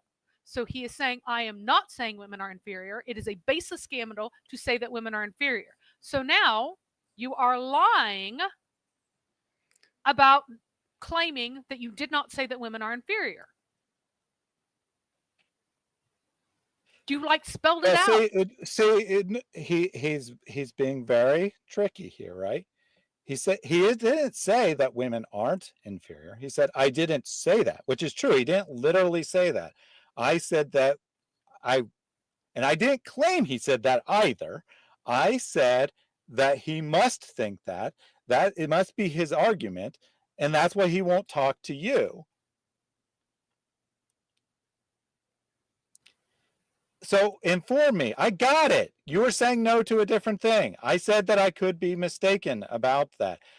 Guess what? That means you didn't answer the question about whether women are inferior in intelligence, yes or no. So I don't want to hear anything else from you until you answer that question. Type yes, women are inferior in intelligence to men, or no, women are not inferior intelligence to men. Right now, you're playing games because you know you can't answer either way. If you type anything other than answering that question, guess what? You go to timeout. I am not playing your stupid rhetorical games. You are pathetic and inferior, and that's why you won't come up. And so he said that the question is, the answer is no, women are not inferior, which then goes back to what I said the first time when I thought he said this, and he said, no, that wasn't. You're a dishonest snake for saying that was my answer. Now he's getting the same answer, but thank you for allowing me to say it again. Inform me. Your prophet said that women are inferior in intelligence to men. Muhammad said that. It's a Sahih narration. You are denying the words of Muhammad. You are telling me that Muhammad is mistaken. Muhammad is stupid. Therefore, and maybe women are superior in some cases in Islam. We're talking about intelligence. You have answered the question. Your prophet said otherwise. You have denied your prophet. And yes, as Houston pointed out, it's the same answer, which he accused me of being manipulative when I attributed that answer to him. Yep. And so we also have Muhammad being quoted in Al-Tabari as saying that women were made stupid by Allah after Eve plucked the fruit, and before that they were intelligent, but they are now stupid. According to Islam, women are categorized among the fools who are never able to manage their own money. It is fundamental to Islamic law that women are fools who can't manage their own. They're too foolish to ever manage their own money because of their inferior intellect. And we're proud of that. And their inferiority of intellect is also why they count as half testimony for certain things, and for other things, their testimony doesn't count at all. And we're proud of that. Yeah, in rape, women are not considered witnesses. You have to have 4 male witnesses only. And we're proud of that. Yeah, women don't know, they can't recognize what a penis is. Like, women just have no idea what they're looking at. Well, in fairness, I think that Muhammad didn't want his wives to see his tiny, pathetic penis. So hey, let me debunk this thing really quickly. Sale of gold. Whenever the early Islam and pre-Islamic Arabs say the word built, they also mean rebuilt. For example, the pre-Islamic poetry say that the Jurham built the Kaaba, and so did the Quraysh. And it's said in the same poem that the Jurham and the Quraysh, they both built the Kaaba. They were not there at the same time ever. But the Jurham built the Kaaba first, that was washed away in the flood, and the Quraysh built it again. And then Al-Hajjaj smashed it up, and it was built a third time. So just because they don't use the word rebuilt doesn't mean that you could say, no, it certainly doesn't mean rebuilt, because they could have used the word rebuilt. You have to understand how people actually use the word. And I am finding a shocking number of folks misreading sources. And I don't mean like even YouTubers. Like, I was reading this scholarly source that was just not understanding what Epiphanius of Salamis was saying at all, because she didn't have the context in the background to understand that a lot of that the Christians of that era viewed absolutely every other religion as a heresy, and unless proven otherwise, every religion was a perversion of the true religion. So Epiphanius would attribute things that are like completely, clearly, genuinely pagan, that existed before any contact with Christianity existed, and would say that, oh, they're doing this because they're trying to do something with Christianity, something. But it has absolutely nothing to do with that. He's just very, very suspicious, looking at anything that seems like a parallel at all. And thinking Yeah, that and people I are would say that and this there are is reasons for him this to do that, right? Because of the Gnostics. The Gnostics did do that for hundreds of years. So it made the fathers really paranoid that everyone was doing it because the Gnostics did. So you have to be careful of your sources. And I would just say that this is a really strange claim just on the face of it. I mean, why would someone write on a rock? The city was founded in this year. I don't know what the inscription No, says. the But if inscription it just says this was that built, Al-Hajjaj rebuilt was commemorating the rebuilding of the Kaaba. It says specifically that the Kaaba was built. okay, so that would be the Kaaba, right? That's what Yeah. I was going to say. It sounds to me like it would be about a specific building, which doesn't tell you anything about the foundation of the city as a whole. Correct. Nor does it even tell you about the Kaaba. It just says it means it was rebuilt at that time. It's kind of funny because the Arabs would you say everything was built, even if it's being rebuilt, whereas the Chinese and Japanese will totally claim that they're buildings that were rebuilt from scratch only 200, 300 years ago, are 1,000 years old, 3,000 years old, some ridiculous age, whenever it's not only been rebuilt, but no longer resembles what it used to resemble at all. So people use words in different terms. So we will wrap up here shortly. Stanley, said Jesus spoke his words, and his words were warped by. Jesus spoke, and his words were warped, but his words remain. Like Buddha, I follow great people, not your religion. No, I don't think that this person's a Muslim. I think they're just a very confused individual who wants to pick and choose what they want from one religion and another and create an own religion in their own image. It says how many governments killed in the name of Christ. Totally irrelevant. Has nothing to do with whether or not Jesus's words were distorted, whether they are true or not. Stanley, why don't you email me, Thaddeus@reasonanswers.com, found in the description here and everywhere else, and everywhere else. In all my other videos is what I really meant to say. Every video has my email in it. Email me. Let's discuss what the Bible actually says. Let's not worry about what people distorted. And I also want to point out that Inform Me was sending 2 or 3 comments a minute until I went on that tirade about his prophet and him contradicting his prophet. He waited a long, long time, 5-10 minutes, probably went and checked and found out I was right. And then he says, unfortunately, I have to opt out. I can't talk with scandalizes and ignorance. I am only interested in logical discussions. What is the use of discussing scandals? You guys keep making things. No, all the good scholars praise the Prophet Muhammad. No. Yeah, all the good. Tell you. Well, hold on, Mary. Hold on. All the good scholars praise Prophet Muhammad. I define a good scholar as a scholar who praised Muhammad. Alhamdulillah. Oh, it's more than this. Circular logic. It's more than this. Praise Muhammad. He is so great. Muslim scholars say he's great. How could they possibly be wrong?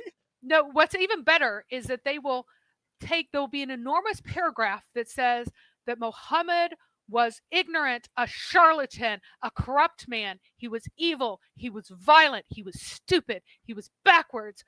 But at times, he had a certain poetry in his expression. And out of that enormous list, they'll take that. Inform Me. Professor Hart said he was great because he was violent and evil. He listed Hitler on that same list with Muhammad. So he is great. So inform me. Muhammad is great. So inform me. Wait. Yeah, you are a complete and total moron, okay? The fact that you go to Michael Hart, who is not a scholar in any way, he has no knowledge of history. He just wrote a popular book as your scholar. And guess what? In his biography of Muhammad, he says that he puts Muhammad first because unlike any other prophet, any other founder of a religion, he both founded the religion and conquered land. And he attributes the writing of the Quran to Muhammad and says that he conquered vast sums of land. Everyone else either started a religion or conquered land, not both. It has nothing to do with him being a great man in the sense of morally good or someone to follow. It means that he was important in world history, which no one with a brain would deny. Everyone would say that Muhammad is very important to world history. People who follow Muhammad to this day kill thousands of people every year. That is very influential. That doesn't make him good. He's not good at all. Michael Hart doesn't think he's good. So again, you are taking things that are either neutral or insults,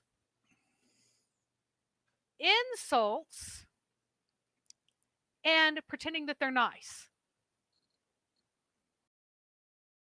So yeah, and look, Informe's quoting Michael Hart, and he's saying exactly what I he's said. quoting, but he's quoting someone else. He's not quoting Michael Hart. No, he is. He said it was Michael Hart. No, See, he said it's the choice of Reverend Muhammad to lead Boswell the. Smith. No. See, he said like, look, and I'm pretty sure that he is actually. So he said Michael Hart said, and then he said, "quote My choice of Muhammad to lead the world, influential people may surprise some readers. Blah blah blah. He was Caesar and Pope in one." That's exactly what I just said. Oh my goodness! What the heck is wrong with you, you moron? He picked him because he thinks that he conquered land and wrote the Quran, which is highly influential. Oh my gosh, what an idiot. No, he's actually trying to quote, Boswell Smith. But again, they always take out the entire context and they distort it and they lie, just like Muhammad did. So well, no. I think he's trying to quote Michael Hart. He might actually be quoting someone else. He's not. He said the other name earlier. He just is like partly doing but he quotes. Said, He's copy pasting. Look. Yes, he's copy pasting from a list, and he is going to go into timeout because he is an idiot. Now, don't put him in timeout. Oh, come on. So he's just copying and pasting from Islam.org. But the thing is, yeah, that's my point. He doesn't even know what source. No, he doesn't. He's copying and pasting. He thinks he's quoting Michael Hart because he said this is what Michael Hart said, and I'm trusting that you're correct. He's actually quoting someone else. He has no clue what he's even copying and pasting. That's how stupid this moron is. Yeah, he's just right. and he's missing. He's taking the little bits that give there's lots of things that damn him with faint praise, where it'll start to say something positive about him and then say tons of hideous negative things, and then it would say a couple or a ton of negative things about him and a couple of positive things. And because these Muslims are so ridiculously deeply ignorant, they will pretend that these are important people. So I'm sorry, I had to tell would that be? Without a stroke of a sword, all he did was kill ones. Yes, first of all, I doubt Gibbon that is an evil pervert himself. Gibbon was a sick forget that. Forget Gibbon. We're not gonna do an ad hominem against Gibbon. That's irrelevant. But notice the date here: 1737 to 1794. This is state-of-the-art scholarship, according to Inform Me. And he supposedly said the greatest success of Muhammad's life was affected by sheer moral force without the stroke of a sword, proving that if Gibbon said this, which I doubt he probably did, this is probably out of context and not actually what he means. But if he did say that, that proves he has no qualifications whatsoever to talk about the history of Muhammad, because Muslims, every Muslim scholar would disagree with this. Every Muslim scholar would be bragging about how great Muhammad's use of the sword was. So if this is your source, you have refuted yourself. All right, let's take these other comments and then close out. So Una had a legitimate question here. I already answered her. Yeah. So if you go that's right, you did. You did. Sorry, my bad about that. Yep. My bad about that one. Houston said, does without causing problems refer to Zakir Naik's problems with Interpol? Yeah, that. And that he's deemed a terrorist organization in many Western states, and thus his bank accounts can't be accessed. Like, you can't send money to his bank accounts, is what I'm trying to say. So if you try to donate it'll be blocked by many Western governments. John Wilson said, I'm English, so I'd just like to say it was a bloody smashing presentation. Thanks, love. Informative and thoroughly enjoyable. And Una said, the cat is a star. Have some respect. Unlike Inform Me, who has no respect for himself or anything else. So Inform Me, just in case you're still here, I'm going to put the offer out again. You can email me. You can set up a time. We'll go through every one of your stupid, idiotic quotes that you've never read the original sources. You know nothing about these authors. All you know is the cherry-picked few words out of context that you found in some Muslim website. We can go through them all. We can discuss how amazing Muhammad is in light of the Islamic sources, in light of the Islamic scholars, and then see if you still want to appeal to these Western scholars who contradict Muhammad and your actual scholars. Mary won't be involved. I won't put any other woman in, so you don't have to worry about that. It can be me and you. It can be me, you, and all of your scholarly Muslim friends. I don't care. You can bring a whole army of people to oppose me. I know you have nothing. I know your religion's crap. I know you don't have the slightest clue about anything that you quoted. So let's have that logical, peaceful discussion that you supposedly want. Sadly, one thing and one thing only that you said was true, and that was your name. Inform Me. You definitely need to be informed. Closing thoughts from you, Mary. Yeah, this ignorant person is, of course, thinking that he can refute us by saying that everyone that I consider to be a good scholar loves Muhammad, and the best he can do is quote a few Western folks completely out of context from a list cultivated to fool stupid Muslims. So are you stupid enough to be fooled by this? The answer is yes. He could not answer a single thing that I got wrong. So no, we are just going to go for you are done. So he will quote partial things that say that he was a powerful warrior, or he inspired people. He did. He's also a filthy pedophile. He's also an evil, rapacious man who wanted to steal everything good and smash it. He wanted to subject everything to his Arab supremacist religion, whose sole purpose was to make the Quraysh relevant and to make Mecca relevant. And in that matter, he was a success, but for the rest of humanity, it was at their cost. Humanity itself is enormously worse off for Muhammad having lived in every way imaginable. He contributed nothing positive by his existence to the world, and much grief to everyone everywhere. You cannot mention anything I have said wrong. You just keep going, well, Muhammad was a good man. Well, Muhammad was a good man. Well, Muhammad was a good man.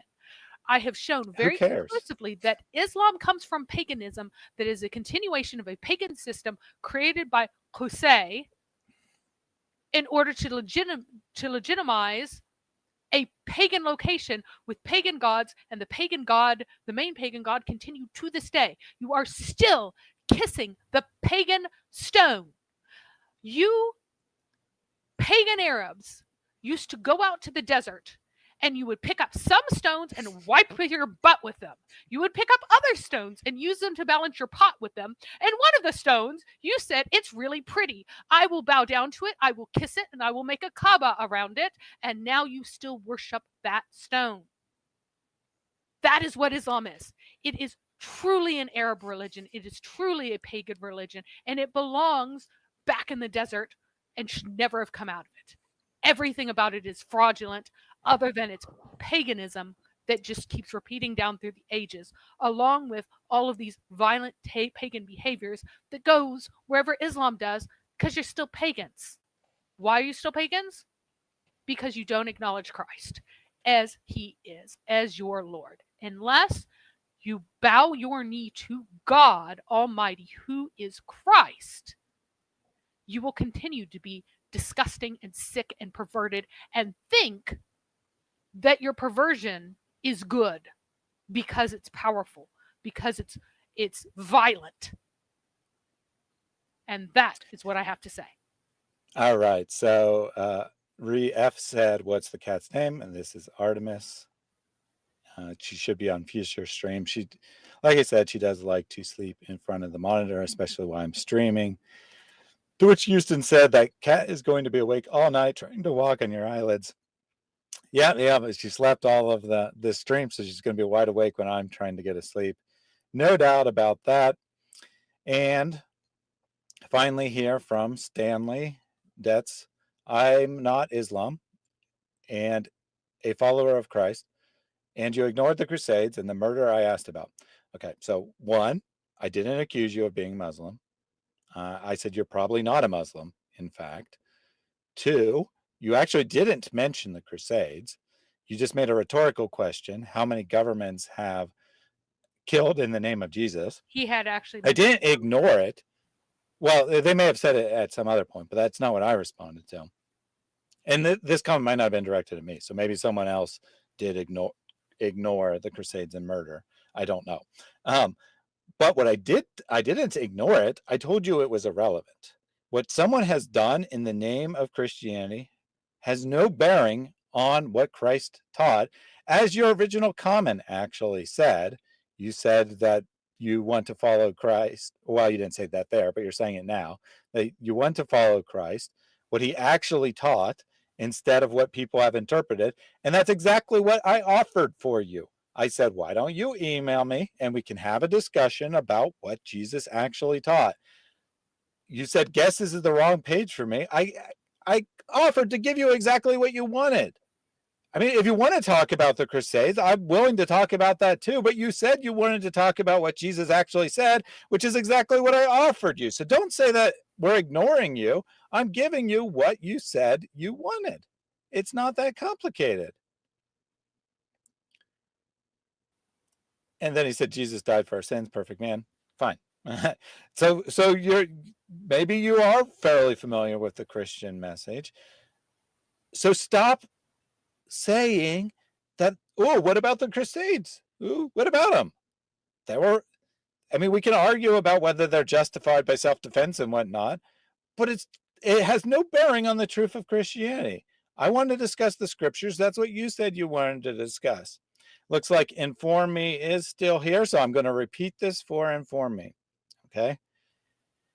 You have the opportunity to email me. You have the opportunity to have a discussion on a subject of your choice. You have the opportunity to discuss all the list of scholars who praised Muhammad. But guess what we're going to do? We're going to look at everything they said in context, and we'll see if you still want to stand behind what that person said. Do you think these great scholars were wrong and your miniature understanding is correct? That's so funny because you have no idea what the consensus of scholarship is. You know a few cherry-picked quotes out of context. The fact that you had to go to people who lived in the 18th century shows you how few people are actually saying this. If it was actually something that many scholars were saying today, you could quote 10 top scholars that are alive right now. But no, you could only quote one person for like each 50 years is all you could find who could be distorted to say that Muhammad is correct. Scholars are not infallible. Scholars say things that are wrong. But if you want to go by the scholars, we can do that. I will make you this promise. If you agree to set up that stream, for every one scholar, which you have a cherry-picked out of context quote that praises Muhammad, I will bring 10 that say that he was a horrible human being. What's even 10 better? For every one you bring. That is incredibly stupid, Inform Me. If he is as bad as you scandalize, his teachings wouldn't have spread. No, the teachings of many evil men have spread. They're one of the greatest empresses to ever live in the history of China. Took her former rival, chopped off her legs and her arms, and did it slowly over time so she wouldn't die from any of these, and made sure that the wounds were cauterized. Threw her in a pig pen and threw food in there with her and made her writhe around on the mud and invented this as a punishment. And yet she was one of the greatest empresses to ever live. There are So many inform me. many evil let's go people by. who have been incredibly influential. Stalin Yeah. So had millions and millions of people. Mao, to this day, has millions of people who believe that they love him more than their mother and father, just like Muhammad. He killed 50 million people. 50 million. And indeed, at one point, it was thought that the Little Red Book, which is Mao's Quran, if you will, had been published more than any other book in human history at one point. So for you to say that the only way for something to spread is if the person saying it has good morals, congratulations. You just said that Mao has good morals. You said that Stalin has good morals. You said that Karl Marx had good morals, right? Because guess what? Communism spread much more rapidly, much further than Islam ever did. Guess what? Hitler was one of the most powerful men in the world, probably the most powerful man in the world during his time. Did he have good morals? Did he become popular through his good morals? According to your logic, absolutely. That must be the case. And don't say, well, he's not looked at well today. Well, that's irrelevant. His ideas spread. He had great power. He was the most powerful man of his day. Does that mean his ideas were good? Does that mean his morals were good? Of course it doesn't. But by your logic, absolutely it does. Genghis Khan must have been extremely moral, right? He, by many estimates, had the largest empire the world has ever known. His teachings are still well known today, many hundreds, thousands of years later, just like Muhammad. Oh, the logic only works on Muhammad. I forgot. In no other case does it work except with Muhammad. Muhammad must be moral because he raised an army that conquered land and forced people to submit to his utter nonsense. No. Communism is absolutely religious. It is absolutely a Christian heresy. It is as much of a cult that was inspired by perversion of Christianity as Islam is.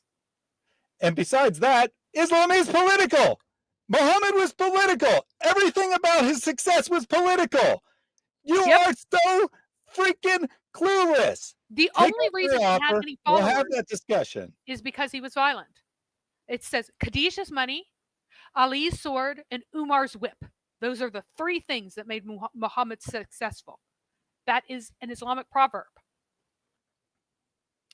And as Houston points out, the golden calf must have been the true religion because it had more followers than Moses.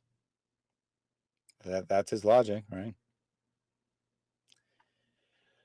All right, we're going to close out here. I'm not going to bet that Informe is going to take up the offer, but let's hope I'm wrong. Informe, we can have a very nice, friendly discussion. I know I was very animated here, but we can have a very nice, friendly discussion.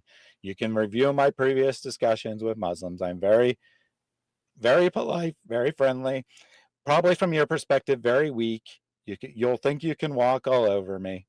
You'll be wrong, but you'll think that if you look at my previous streams. You'll see how I respond to Muslims, how I let them talk, I let them get all your stupid points out. I would love nothing more than to go through your dumb propaganda list, quote by quote by quote, and see how many of them you're willing to actually stand by when you see them in context.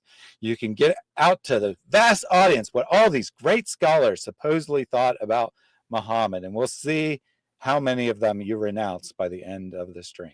I don't even have to challenge you on what Muhammad actually taught and who he actually was. We can just look at those scholars, since that's what you think your best argument is.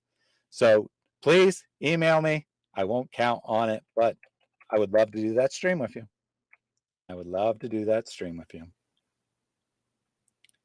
And then he just repeats himself. doesn't respond to a word we said, just repeats. That's because he himself. knows that everything we said is true, but he doesn't care because he wants to rape women. He wants to chop off the heads of babies because it makes him feel strong and proud to be a member of this disgusting cult. He is proud of this. He truly is. So inform me. You are an excellent representative of your prophet. You say that things are scandalous if they point out how disgusting Muhammad is. The founder of your religion, actual founder of your religion, the perfect man. And the funny thing is Pointing that I'm not actually mad. I'm actually not mad. I just don't like putting up with nonsense from morons in the chat who like, oh, I would talk to you, but you have a scary woman there. I would talk to you, but my phone doesn't do audio. It's picture only, or whatever other excuse they want to come up with on that particular day. All right, so inform me. Invitation's open. Love to have that discussion. You're great opportunity to do dawah to thousands of Christians. I'll let you put out all the propaganda you want. All the propaganda you want. None of it will be scandalizing Muhammad. Put out as much propaganda as you want, and we'll see if you're able to stand by it when you read it in context. I could not possibly give you a more generous thing. Just keep saying, if Muhammad's teaching was bad, it would never have spread. Therefore, inform me, is a lover of Mao. He's a lover of Hitler. He's a lover of Stalin. He's a lover of Karl Marx. He's a lover of, say, Joseph Smith, right? Mormonism has spread pretty rapidly, probably at least as rapidly as early Islam spread. Obviously, it hasn't had as much time, so it has lower numbers overall, but spread very rapidly in comparison. He's a lover of New Age mysticism. That spread very rapidly in this world, religious teaching. Obviously, it must be because of the amazing moral values of their founders. He's also a fan of Hinduism, has more than 1 billion followers. Obviously, all these people teaching about the very paganistic, very polytheistic system, they all must have great morals. Because his logic, that's the only way for something to spread. So on that note, we'll close out. I'll be back on Friday for my weekly Bible study. This weekend will be Trinity weekend. Most likely, not 100% set in stone, but most likely on Saturday, I will have on David S. for a discussion with a third party who wants to discuss his logical argument for the Trinity that we previously featured. So that should be very good if that takes place. Not like super confrontational, just wants to ask questions, get a better understanding of it. And then on Sunday, I'll have on Imran, the so-called Muslim, who says that he follows the Bible, that it teaches the same message as the Quran. And he believes that both the Quran was the message of the Quran itself is intact, but the message was corrupted by what we call Islam. The message of the Bible was corrupted by what we call Christianity. He's going to argue that the Bible does not teach the Trinity. I'm going to argue that it does. So that should be a very good discussion. He's a very polite individual. He has a head on his shoulders. He's definitely pretty intelligent. I suspect, we'll see, but I suspect when he sees how strong the argument can actually be made for the Trinity in the Bible, that he'll have to consider it.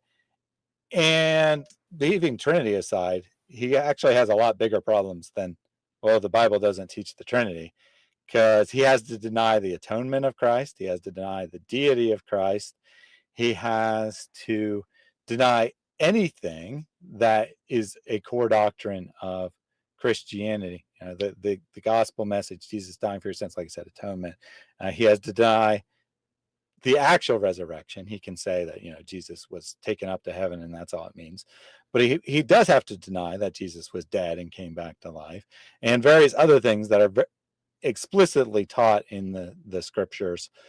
So we'll start with the hardest. We'll start with the Trinity. You know, he thinks his slam dunk argument. But when he sees that I have a case on that, hopefully he'll consider the case otherwise, because he's not really in Islam. He's in a religion of one. He's in his own attempt to continue to support the Quran while denying the historical teachings of Islam. So it should be a fun weekend. I hope you can tune in for that. We'll be back with Mary next week. We'll either do a breather where we look at a more fun subject, or we'll start to look at the history of Petra. All right. Until we meet again, God bless.